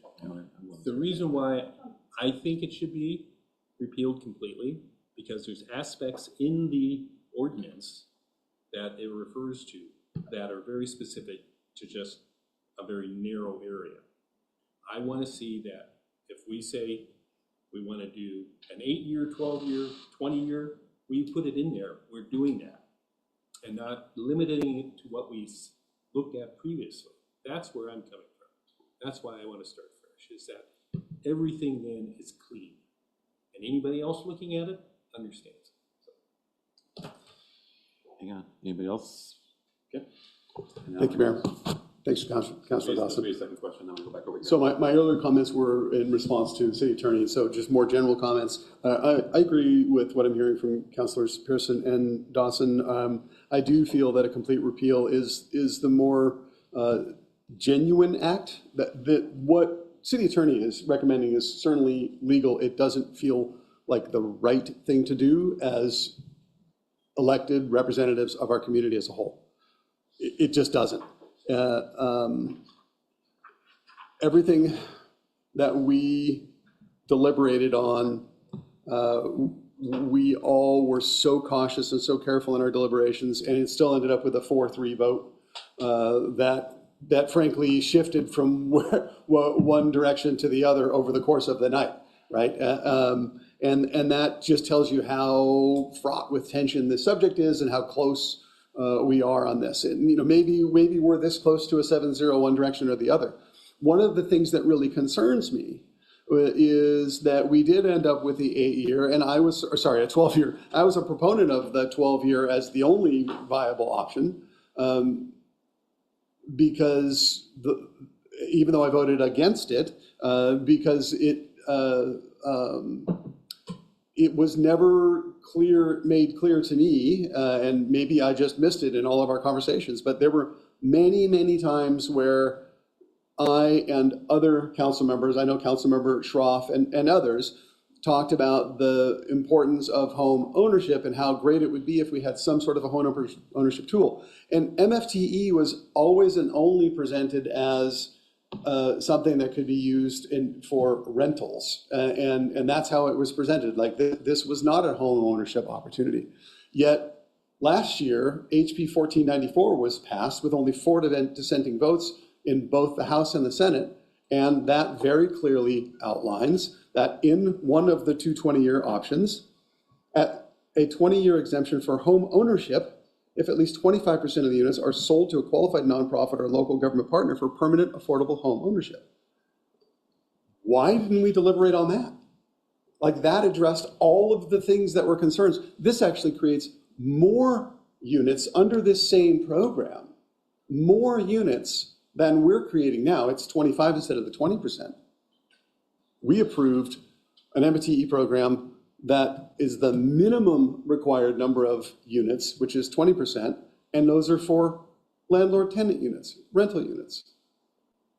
I don't feel like we made an informed decision in that regard, and I think starting over does make sense, even if it takes a little bit longer, and maybe we approve a 20-year program that has permanent affordable housing and greater units than we've already talked about.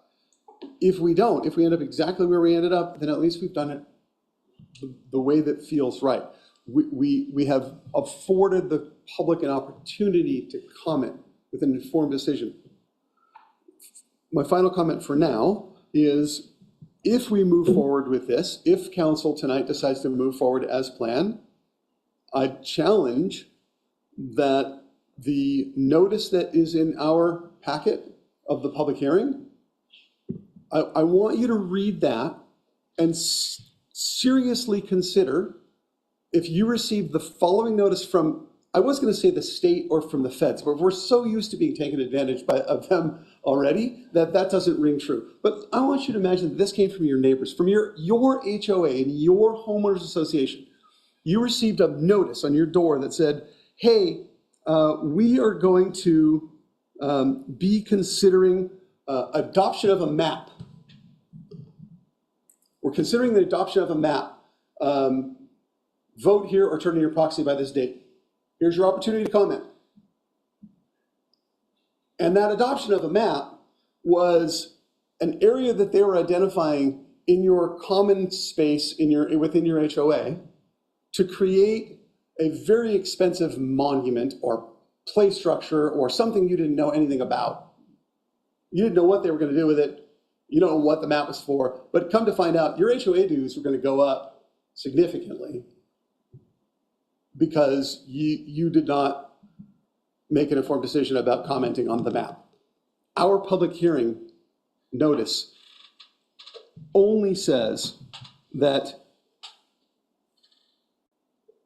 we are considering adoption of a map.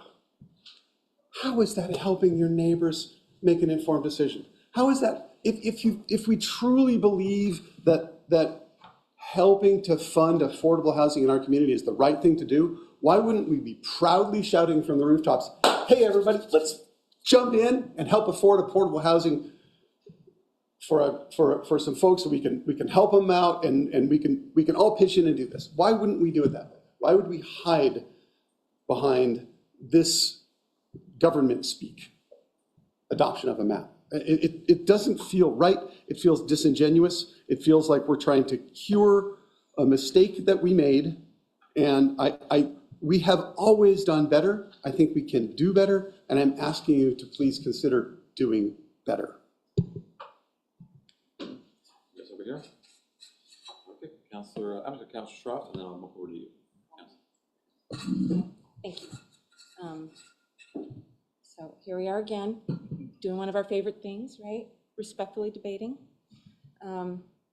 This is a really hard one, and there's a lot of nuances. One of the things I did want to point out, because it seemed like there was just a lot being thrown our city attorney's way, and we've already addressed it, but he was clearly saying he wasn't arguing that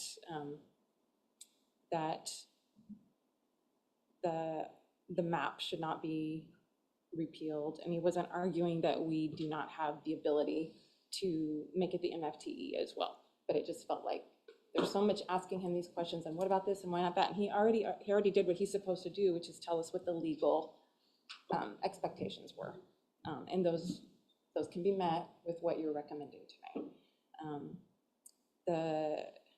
The terminology in the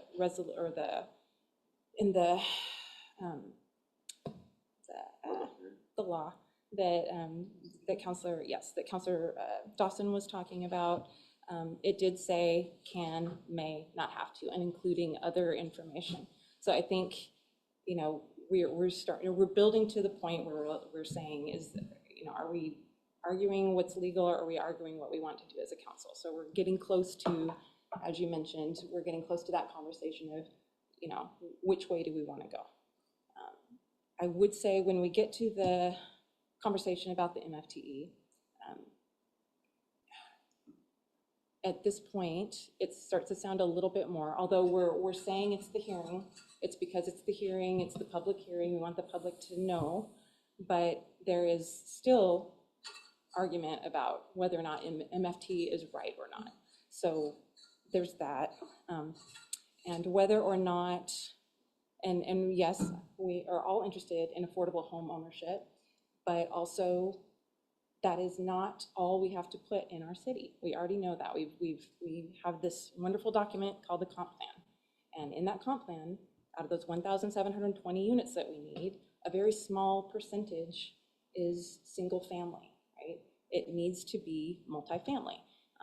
And that's where we get into the feeling that this doesn't feel right, we shouldn't do that. And I agree on a lot of the points, but I also think there's a danger when when you create legislation or anything at this level based on this is what I feel, because I might feel something different. I might feel it doesn't feel right to put another roadblock in the way of helping to create affordable housing in our city, especially when a lot of the people who are pushing against it because of the hearing also were objecting just to the MFTE in general. So I might have a different version of this doesn't feel right, because that doesn't feel right to me. And again, we have this governing document called a comp plan. And so that keeps guardrails on things. So when you're trying to figure out, well, I just want affordable homes in town, and I don't know about the apartments. Well, according to this document we all adopted and the rules that are set down from the state and the county, we need to do this as well, even if it's not for the right thing. And I do think that it's important for anybody who's watching who doesn't know about this to know there are guardrails too on the amounts. So yes, 1,720 units is a lot of units, and if people had to do tax shifts on every single one of those, that's not going to happen. That's why we have an RTA. That's why we have a map. And the reason why those areas were selected, because there really aren't a lot in town. The other big area would be the downtown, and they did explain to us why that was. It's because we're probably going to need to use the TIF to do the infrastructure leading into downtown, and we can't have those running concurrently. So there really isn't a lot of area for the residentially targeted areas. So it's not something that can be brought in. We do have control over it, and it's only in effect, and I don't have the date in front of me, we have like 3 more years, I think, in order for the deadline hits for us to be able to even enact it. So for concerns from the community, and believe me, I would have them as well, it is limited, and it will be a relatively small amount. It's and that's subjective as well, but we're not talking about thousands of dollars. We're talking about in the neighborhood of $50 or $60. So is this messy? Yes, it is very messy. I wish that we had not missed this step, because I think we were right there doing the right thing. I think it can be fixed. I trust our legal counsel, who has a law degree, who is telling us this is okay. I mean, you haven't steered us wrong in the past, and I trust you when you say this is okay. Do I love it? No, I don't. And we're all gonna have to explain things to our neighbors, but that's part of the job. And I don't have an appetite for tearing the whole thing down for one piece of it that needs to be repealed. To her? Yeah, he's next. Okay, thank you, Councilor Shaw. Councilor Berber. When we left the meeting 2 weeks ago, this issue was settled. And it was settled on a 4-3 vote. We knew at that time that this was a tax shift. And we voted accordingly, even though that was full knowledge to all of us. Now, this issue is back before us because our legal counsel did pick up the fact that the RTA map needed to be adopted. Is that not correct? Okay, tell me. Let him finish, please. So my point just simply is, well, it is. Okay, point of order. I'm calling point of order.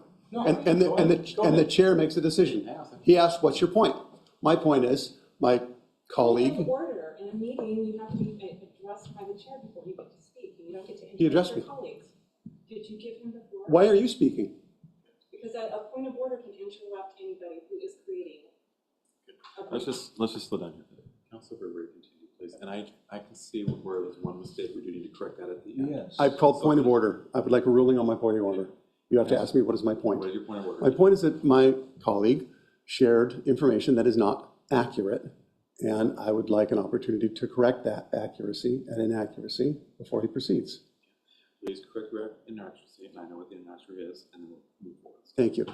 Councilman Burberry, with all due respect, it wasn't the city attorney that caught it. It was actually Councilmember Councilmember Pearson that caught it and pointed it out. It's not a huge deal, and I respect what you're about to say, and I want to hear it, but I just want to make sure we didn't just leave that out on the record. So, Thank you very much, Councilor Mello. thank you.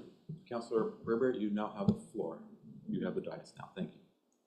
The point simply is that that was not germane to our argument on the night that we discussed this. We all assumed that the RTA map that was presented to us from the Planning Commission was part of the resolution. That was my assumption. So the RTA map is a technicality in this issue.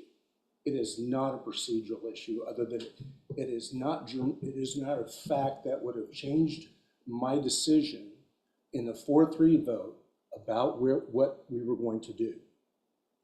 And so the RTA map, being able to adopt it, after a public hearing, seems to be the absolute correct measure to take. And yeah, it doesn't feel right that I feel like I'm being accused of doing something underhanded, or that I'm trying to slight the public by being able to adopt a map that we all assumed was part of the resolution initially. So no, that's not, that is certainly not, in my way of thinking, something that I'm doing that's inaccurate, incorrect, or a sleight of hand.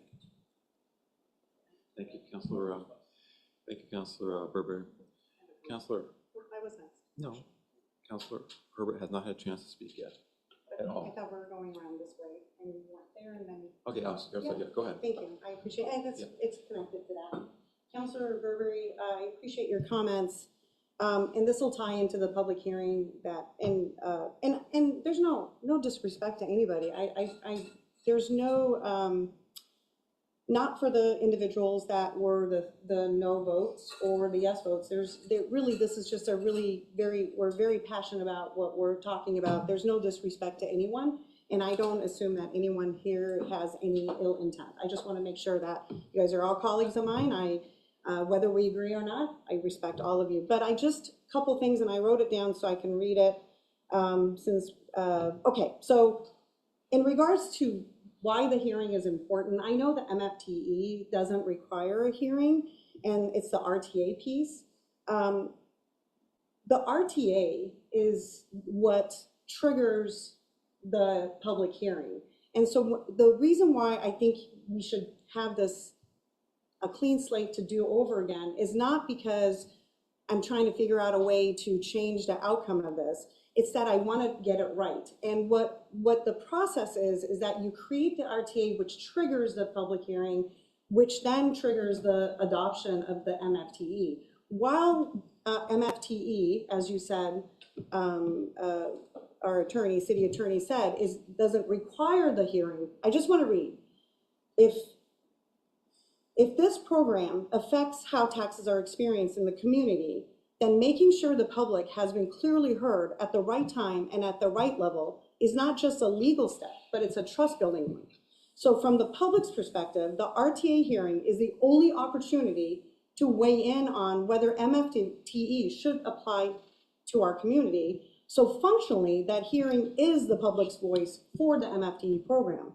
So the law requires a hearing for the condition that makes MFTE possible, and that's the distinction in practice. So so RTA is not just where MFTE happens, it's the public process that justifies why MFTE should happen at all. So that is why, for me, it feels disingenuous to do the subsection, have the RTA readopted without, and having a hearing and hearing from our public to say, well, it all stands as is anyway.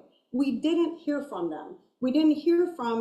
We heard from the folks that were here, but we didn't hear from our public residents that are impacted by this because we didn't follow the right steps for whatever reason. We are here tonight, and that is, I urge you guys to redo this. And the question I ask is, why not?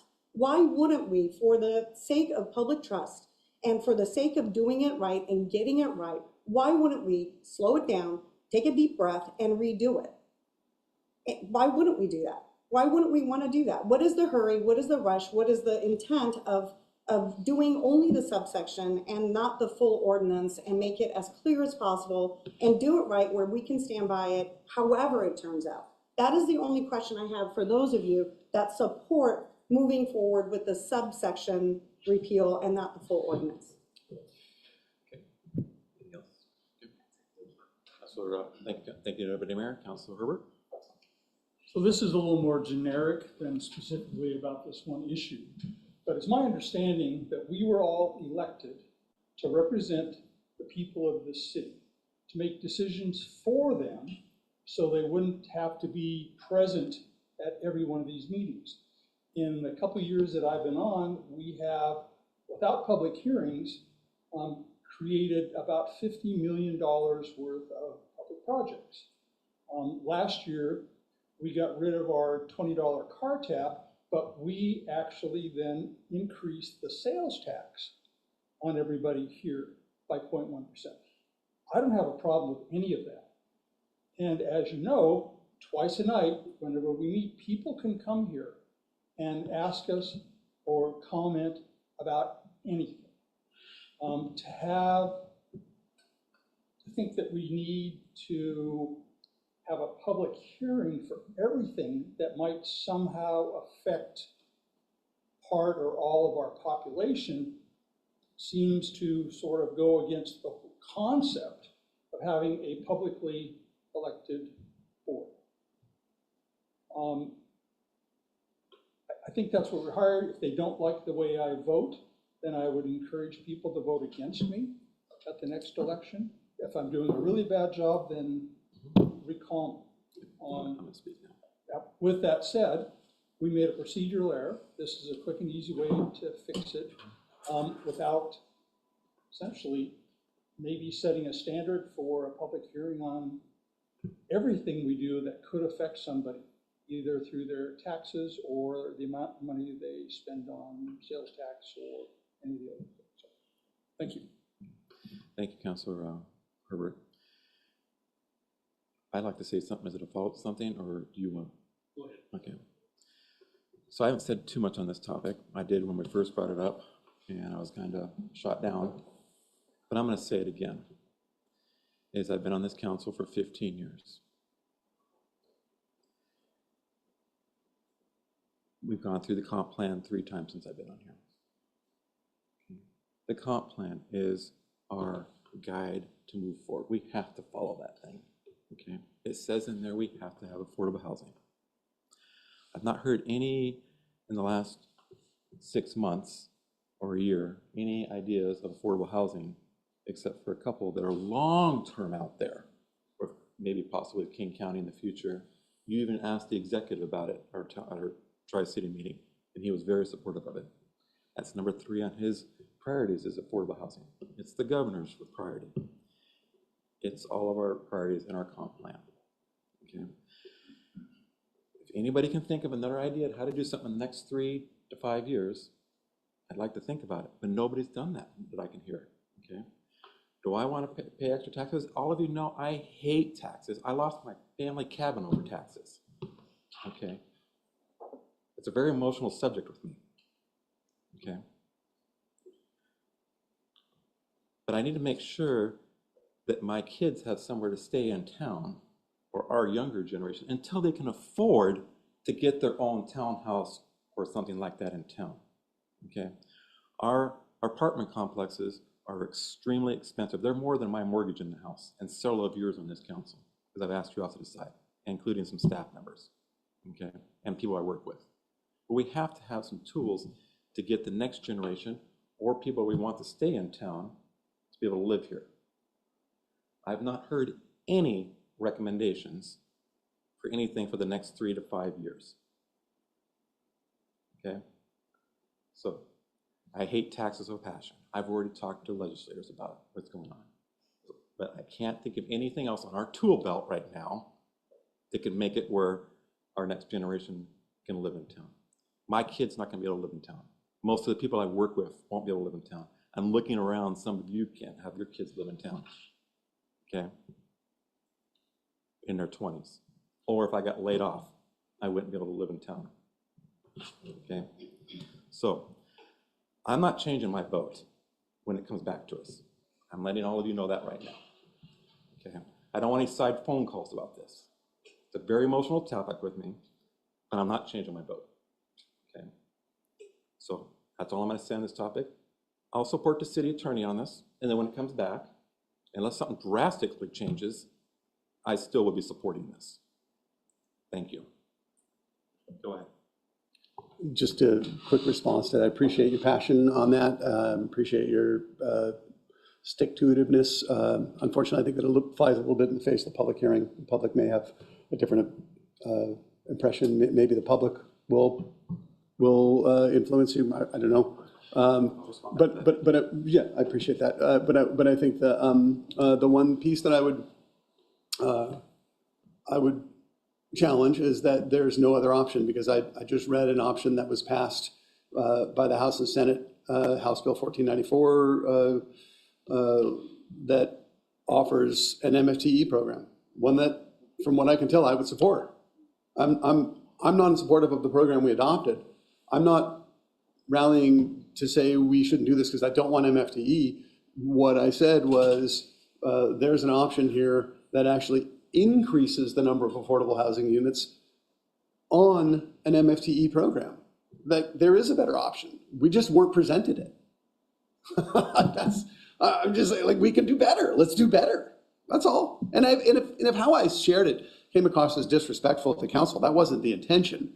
The reality is we were all given information, and we made took our position based upon the information we were given. And I'm challenging the information that we're being given in saying that this information wasn't presented in its entirety or emphasized as much as other options, perhaps, and that the way this announcement for the public hearing comes across, it feels disingenuous. I'm not saying that you were disingenuous. I'm saying that we have an opportunity to make it better. That's all. So, Mayor, could I speak to this point? Yeah.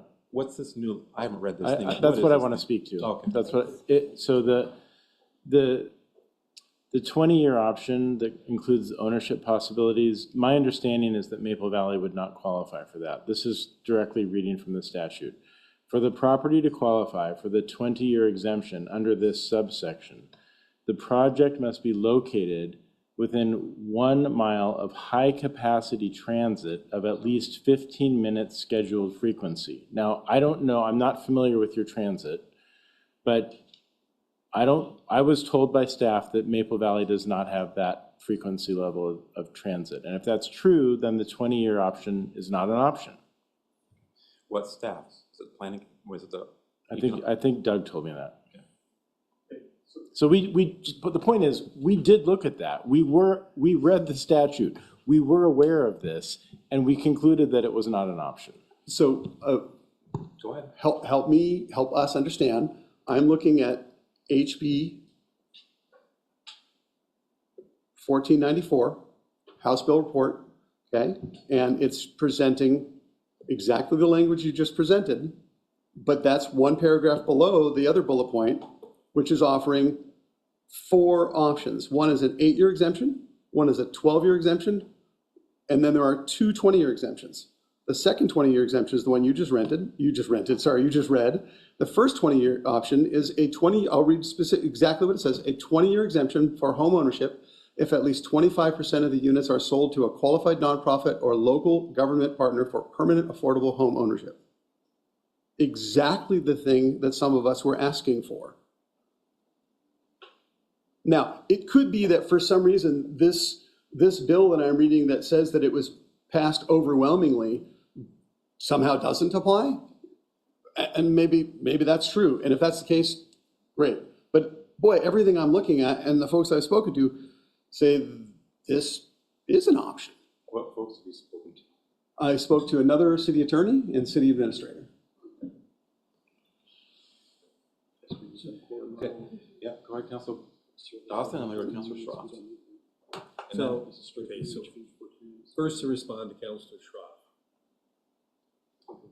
I don't want you to think that while I voted no against the ordinance 2 weeks ago, it was because I felt we were not given the full story and we did not give our community the opportunity to voice their opinion. We had the business community come in at the behest of one of the developers, brought in all of his friends, and rallied his people. He didn't go out and rally my neighborhood to come in and talk, your neighborhood to come in and talk. None of those people were told the same thing. So it's not that I'm opposed to it. I don't want you to feel that way. I'm opposed to not us having the full story to make the decision on. I'm also struggling with the fact that we said we're not going to include the downtown area because we want to use TIF. How do we know that those property owners would not want to be involved in this and provide additional affordable housing, given the opportunity? Now we're saying it's because TIF allows us to put in the infrastructure, put the roads, sidewalks, the plumbing, all of that to encourage development. So does MFTE. It encourages them to do it, but we're not going out borrowing bonds ahead of time, putting it in, waiting for them to build, meanwhile paying the bonds, eventually paying it off with a higher assessed, taxes. So, and somebody made the decision not to include them. Did they get the choice to say, I want to be in, I want to be out? I don't know. We don't know that because we weren't involved in that discussion, and we're supposed to be involved in that discussion.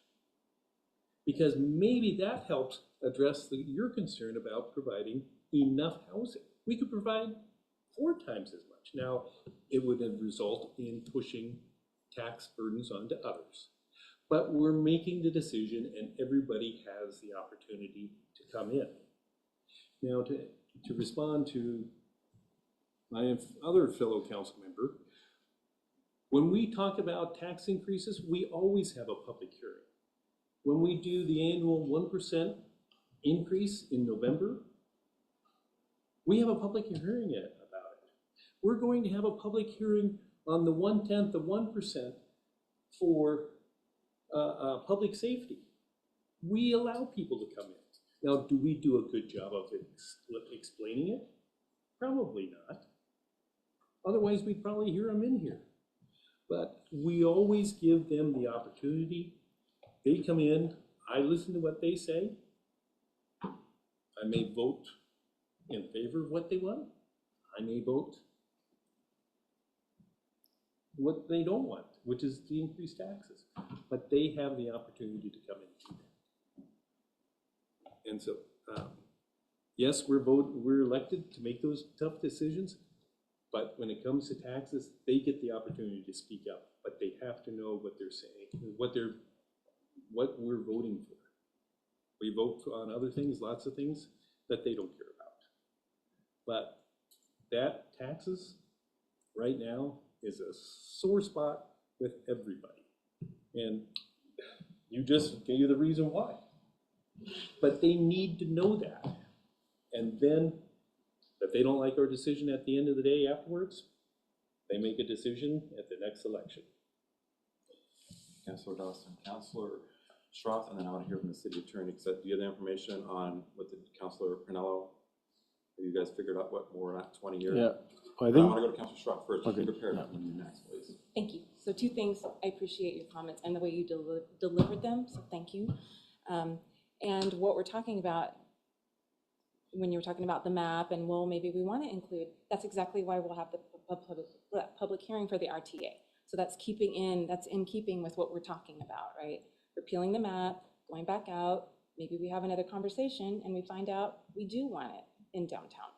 Who's to say, right? We'll get to say, right? We'll figure out and we'll see what the public wants. So I agree with you. Again, that goes back to, this was messy. It's still messy because of that missing piece, I had a couple more things, but I did have a question. I think it was you, Councilor Dawson, I'm not sure, it might have been Councilor Pernello, that said the school didn't know, fire didn't know. Is this true? I thought, in my opinion, or my understanding, I thought the school district seemed like they knew. Can I ask staff about that? Did nobody know? The school district knew because I've had conversations with the superintendent about this subject. Yeah, the fire department knew about it. Point of order? Yeah, go ahead. It says they have to be given a written notification. And may I respond? It's just, but that's not how you phrased it. You said they didn't know, they didn't know, they didn't know. I don't know. I've read it off of the, Go ahead.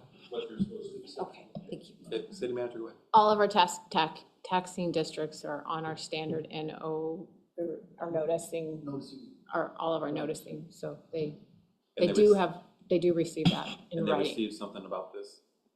Or was it after we were?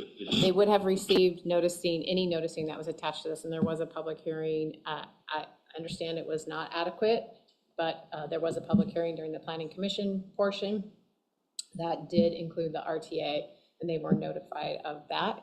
And we understand that it needs to be rectified, which is why city attorney has proposed the ordinance to repeal that section so that we can hold the public hearing on the RTA.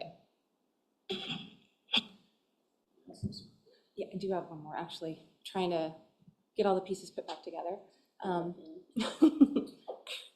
But, so, we have a couple of different conversations in front of us, or a couple of different discussions.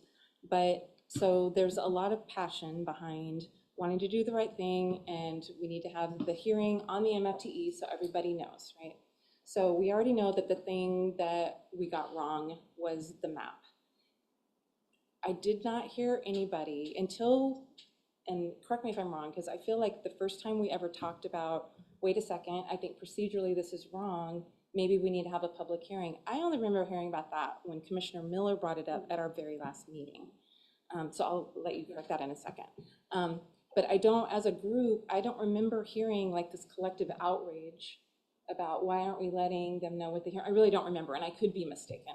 But I don't remember hearing that until the digging in and saying, oh, look, we were supposed to do this legally. So right now what I'm getting is a lot of, this is wrong, we should have told people we're shifting taxes, but I didn't hear, that was not an argument I remember hearing until after the meeting. So, and then that's why I'm saying, like, I may, because we've been talking so much, I'm like, maybe I'm just not remembering it, but was it brought, did you bring it up during the meeting? Yeah, I brought it up at most of the meetings and rather passionately, and probably offended some people in so doing. And I believe Councilor Pearson brought it up a number of times as well. So I'm a little bit surprised because you're normally the one that catches me on things when I say, so. Yeah. I must have blocked it out. Yeah, right. I just want to make sure the record's correct. The afternoon of the meeting that we made the vote, I actually talked to our economic development director and specifically asked for the third time maybe that, is this required? Do we need it? So we went through that. No, we don't. We've already had it. And I also brought this up in the beginning, in one of the beginning meetings. I referenced the PSRC and said that it was required. On the PSRC that I was referencing, it said that it was required for us to have a public hearing. So I did bring it up. I think you have a comment. Mayor, may we made a mistake. Yes, staff fully believed that the public hearing that happened at the Planning Commission was adequate and was legally covering the basis. So we have been very open that we made a mistake on this step, and we're bringing forward an opportunity to fix it. As legal counsel said, you can repeal the whole ordinance or you can repeal the section as he. So if council wants to make a motion and make a decision, then we can move forward in either way that council wants to. We know we made a mistake and we apologize for that. We apologize for making this messier than it needs to be. We brought back a solution because there was a vote on MFTE. That's why we brought back the solution that legal counsel is recommending, but council has the autonomy and the legislative priority to go either direction, either to repeal the entire ordinance or to repeal the section as presented by legal counsel. In 11 years on council, I cannot think of another subject that we have debated longer or more in more sessions. We haven't rushed this. I agree that there's not unity on this, but we certainly haven't, it hasn't been a rush. At every council member, public is opportunity to comment, and I'm sure that we will have public comment and at the public hearing. There will be opportunity for this to be discussed. And so I don't see any reason why we should not resolve this issue up or down by the 27th. And at this point, like I said, we have many other issues which are equally as important that we're not getting to by continuing to belabor this point. We have a huge budget issue that's upcoming that I think that we are taking time away from. There's several other items that are big items on the agenda for the rest of this year. And if we open this back up on that initial discussion, which we did know all the facts at that time, we knew that it was a tax shift. I don't see any reason to have that prolong the process beyond what is necessary to correct the map on the RTA. Then All we're right, gonna, one last ditch effort. I'm just gonna say this. I recognize that that's how we voted, but the process, we did not follow the process. And meaning that while we had all these discussions, the RTA is what triggered the public hearing. And the public hearing is important before we adopt the MFTE because we get to hear from our community. And that's why it was designed that way. That's why the RCW is there, in order to hear from our community to know how they feel about having a tax exemption shifted on them. And so it's the cleanest way to do it. So I'm sitting here baffled by the fact that we're gonna have this public hearing and hear from our community members and then turn around and vote for the map and continue on with the MFTE. MFTE is tied to the RTA and the RTA is tied to the MFTE. So it feels disingenuous to hear from folks that are going to come in and talk about the hardship that's going to be on them, or plus or minus for them, and it won't matter because the ordinance is as is and it'll stay as is. So I'll shift back to the comments made about it's the three individuals that voted the no that are in this position right now pushing for the, no, it is the cleanest way to do it. There is nothing more important than representing our community in a trustworthy way and hearing and giving them a voice to have them tell us exactly.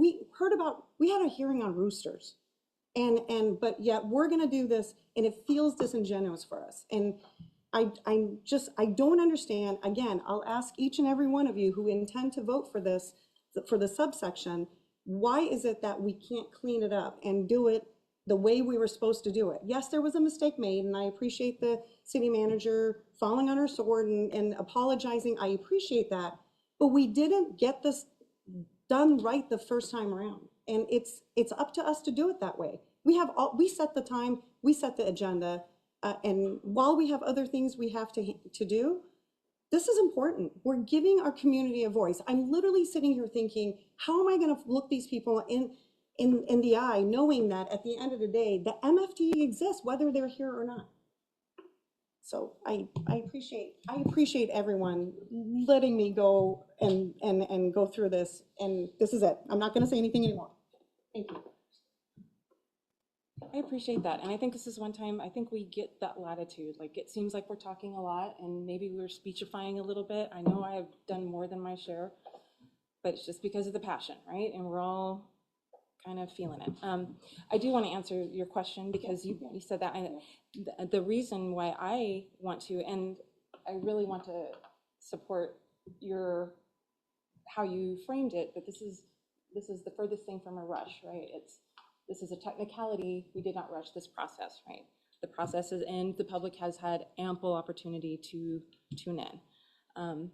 I will say the reason for me why there is a sense of urgency is because there is housing that's not going to get built anytime soon if we belabor this, if we put it off. So it may not be a hurry for those of us, most of us sitting up here, because we have a place to live in Maple Valley, but if you don't, or if you're hanging on by your fingernails because you're about to lose your home, it is important. And the fact that we keep going back to this other House bill, it has this great home ownership opportunities. Again, it's ownership, and we need more than home ownership in town. So that would, even if we did get that presented to us, that would be one piece and not everybody. And that's where I think it's a little difficult for all of us sitting up here doing okay, you know, to not kind of get that there are people who, the idea that they would own anything yet at this point in their life is just not, it's not a possibility. You need a place to sleep. You need a place to, and if you've never been in a position where you've been living on the street or something, you might be a little bit blind to that. But and whether or not it's my opinion or your opinion, it is the comp plan's opinion. So that's the only thing that actually matters right now, and that's what I'm going to listen to.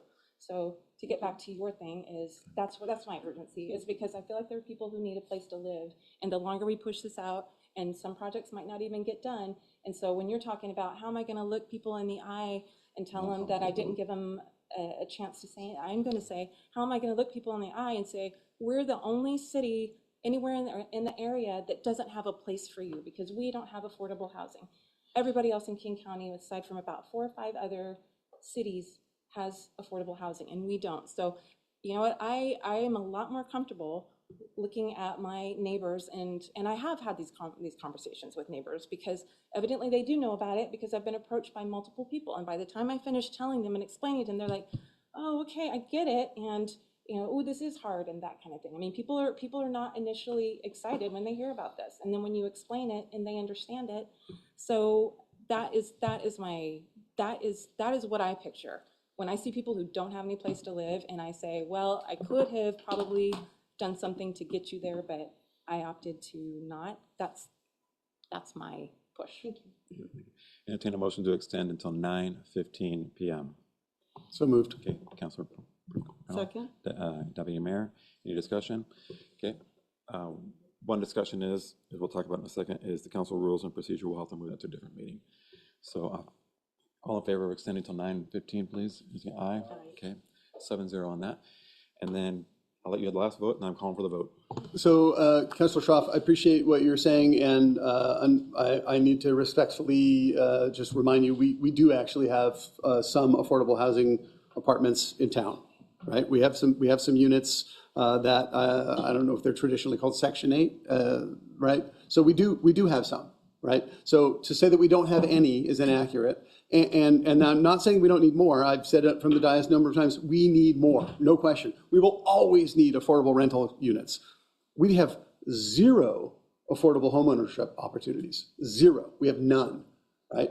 And to suggest that it's an all or nothing, that's not the case. We do need a diversity, and that's the comp plan that we adopted.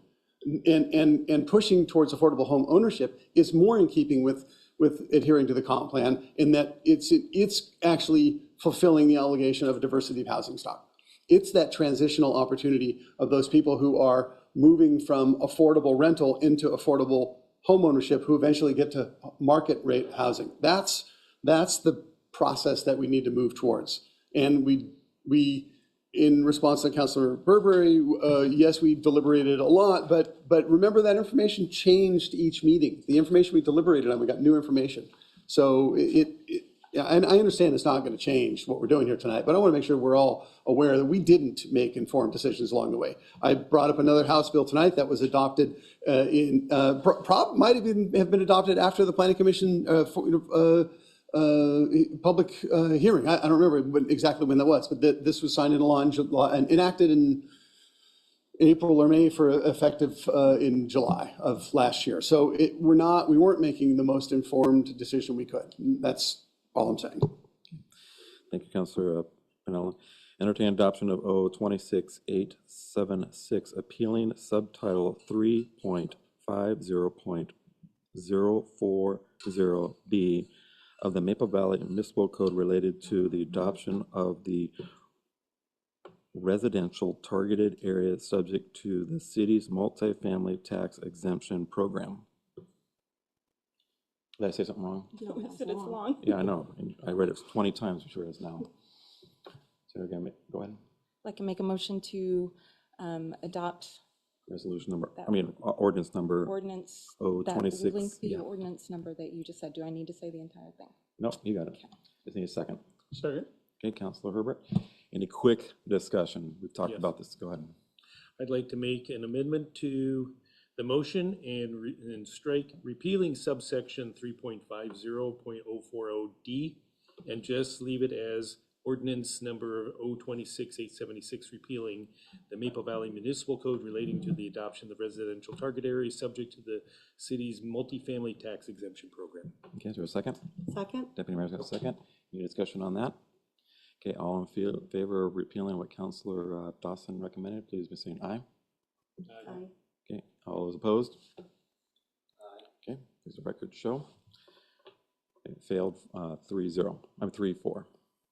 Okay, now back to the original motion. Is there any more other discussion on this? Okay, all in favor, please be saying aye. Aye. Any opposed? Okay, please let it show, the record show, it passed 4-3. And do you need the names? Okay, thank you very much. Entertain a motion to approve resolution number R26-2058, intended to retail design residential targeted area subject to the city multifamily tax exemption program and setting a public hearing time and a place according to and the designation area of an area. So I'm getting tired. Okay. Is there So moved. Okay, Counselor Herbert's got it. Is there a second? Second. Any discussion? Yes. Okay, Counselor. No, go ahead.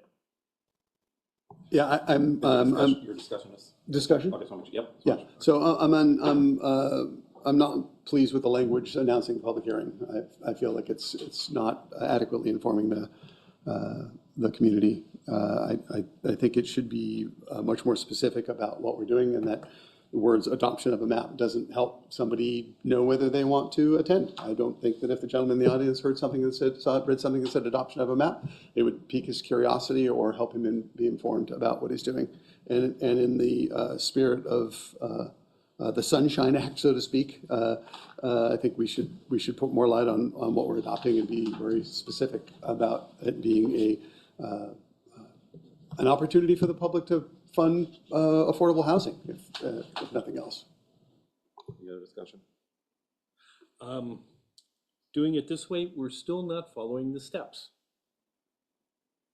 Step one is we vote to have an intent to create an RTA.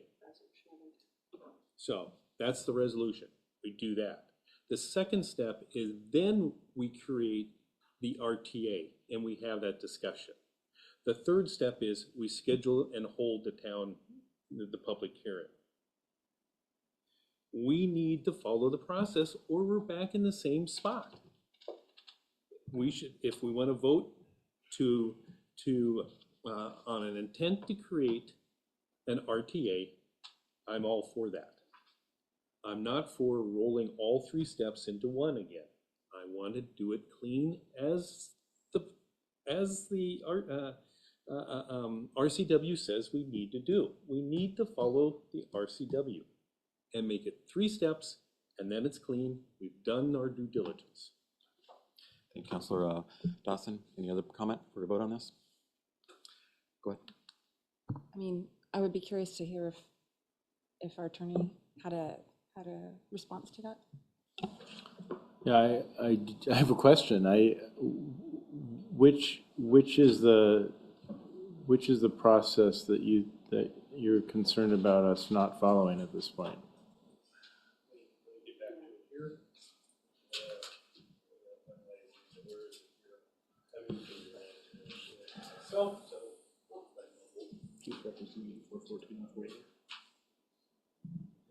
So the resolution says, we intend to designate, subject to, and set a public hearing time and place to consider the designation of the area.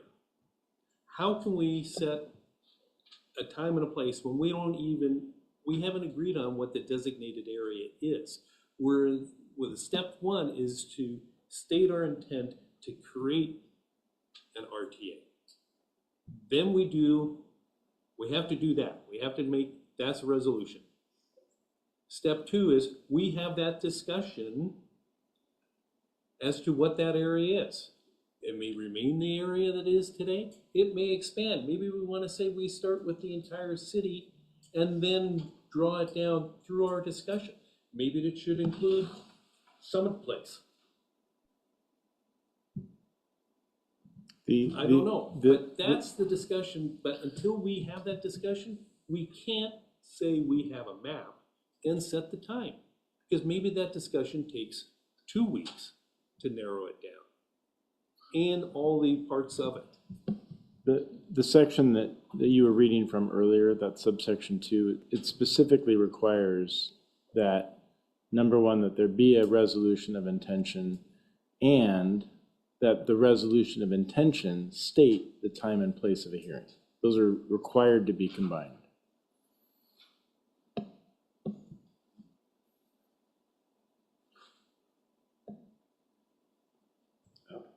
Anybody else have any discussion? Okay, all right, I see what you're saying. Call each other tomorrow.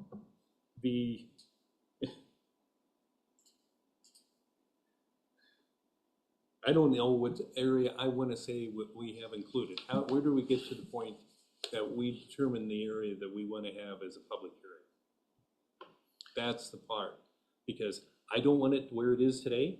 I want to have it bigger and have us have the discussion of what should be in and what should be out. We make that decision as a governing body.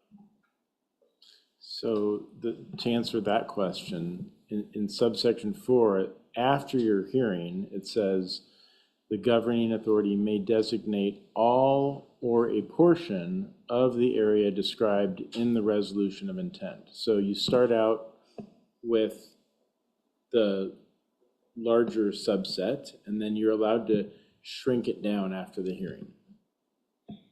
Then our map is too small to start with. Then we need to change the map.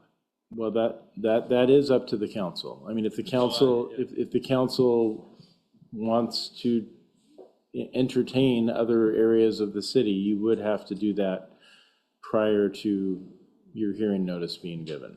Can we just add that it can only include areas where multifamily is allowed? That's what's included in that. We can't include single family areas. For areas like Summit Place where multifamily is allowed. Correct. For the TIF. Yeah. When's the public hearing? It's on the 27th, right? The public hearing is proposed for April 27th. Currently, the map includes all areas where multifamily, I believe, where multifamily is allowed except for the downtown area. But shouldn't we include the downtown area for discussion? We may exclude it, but we need to have that discussion if we want to include that. We've had that discussion multiple times because we've indicated that the possible intent is to have TIF in the downtown in the future, and that's why it was specifically excluded from the map. I don't remember saying that I'm voting on that we were going to exclude it from a TIF. If I did, then I didn't understand things. Any other discussion on this? Okay. All those in favor of approving resolution number R262058, please say aye. Aye. Any opposed? Okay. Record note show for the public hearing and 3 against. Did you get who voted what? Okay, thank you very much. Next up on the agenda is council rules and procedures. I'm physically exhausted. I'm not going to, unless I'll allow it, just leave. So, and then is that okay if we skip that to a future meeting? Is it okay if we skip that one to the next future meeting, please? Okay, are you okay? Dana? Yeah, so 7-0, we'll move that to a future meeting when the city manager, deputy mayor, and assistant city manager and I can get that scheduled with the city attorney's office. No board commission council comments. I sure hope nobody has anything great tonight. Okay, public comment. Is there a second public comment? Okay, go ahead.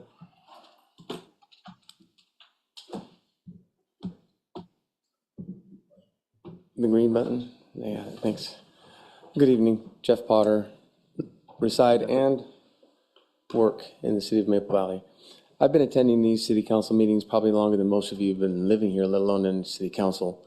And I've heard a lot of things, have a lot of comments, and I only have a couple minutes, so I'll address 2 of them. One of them is that I've attended a lot of city council meetings, planning commission meetings, park meetings, in a variety of agencies. And where I come from and seeing these experiences that maybe most of you have seen as well, I'd beg you to argue with me on this. I see repetitive reliance on your professional staff, people that have professional licenses, and let them dig in deep. And then you make the decisions for the public based on what you believe is right. I don't see that happening a lot here. It's very disturbing being a resident here, not a professional businessman here. The second thing I'd like to say is that in public forum, I've heard it numerous times from a couple of council members, and I've resisted saying anything for years. But I feel it's my right to say it, and I think the public should know. When somebody makes a jab at a developer because they're evil, and that's how you read it into your statement about their friends coming out as businessmen or businesswomen and supporting something, I would like you to think twice about that. Yes, we develop land. By the way, we don't develop your land. We develop our land. We're business people, and if we're good at what we do, we get to stick around and do a little bit more. And we like what we do. And in fact, we like it so much, we like to do it in our own community and not just leave town when we're done. I'd like some of you council members to remember that we are in it for profit. Yeah, it's been said. That's right. Unless all of you are working for nonprofits and don't make any money to bring home for your kids and your clothes and your housing, you're in it for the same business we are, to make money, to follow the rules we have to follow. And there's a lot of layers of rules we have to follow, not just at the city level. So I'd take exception to the jabs I hear over again and again, about developers being evil. Are your hairdressers evil? Your dentists? Your mechanics? Your doctors? They're all making money. Your janitors? Everybody makes money to survive, to feed their kids, to clothe their kids, and possibly to help their parents as well, both sides, the older and the younger generations.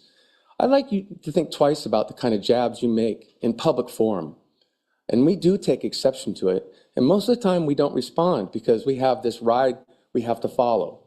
We have to follow everybody's rules to do what we need to do. And we don't mind. We like following the rules. We like helping write the rules if that's the case, because we're in it for the better of the community as well. I'd like you to remember that. And those business people that spoke 2 weeks ago, they weren't our buddies. They were people doing business in town that we happen to know because we do our business in town. We go to DeWitt Center, we go to Crockett's, we go everywhere else. I'm out of time. So I would appreciate if you consider that before making jabs at professionals in the industry that know quite a bit about their own industry. Thank you. Thank you, Mr. Potter. Anybody else public comment?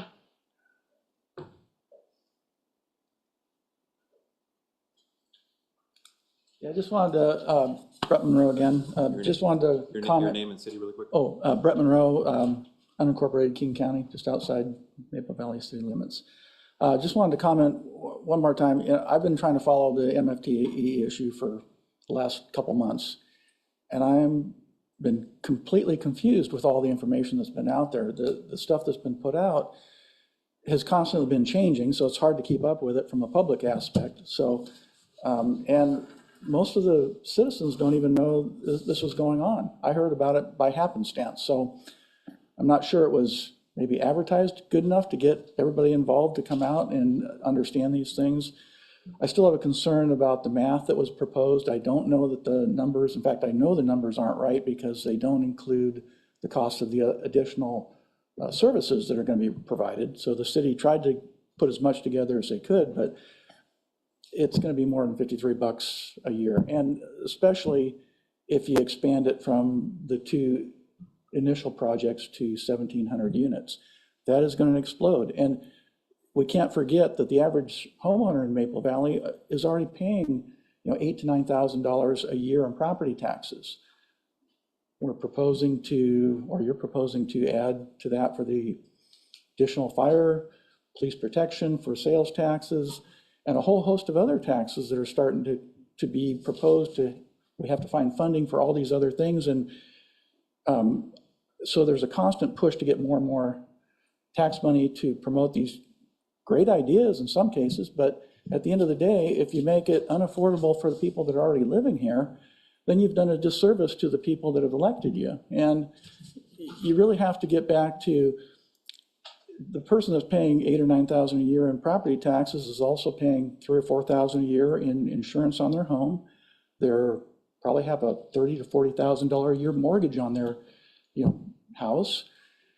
And all these things add up. And when you start adding one more thing, and again, it was presented to me that, from the city's own data, that it was only going to cost a small amount, but that amount's been changing over the last several months, and it's hard for me to keep track of. I don't know, it started off as 17 million of tax shift, and then in the next one, it was 121 million of tax shift. And then it started off as $135, and then it was down to $53. So I can't figure out where the math came from.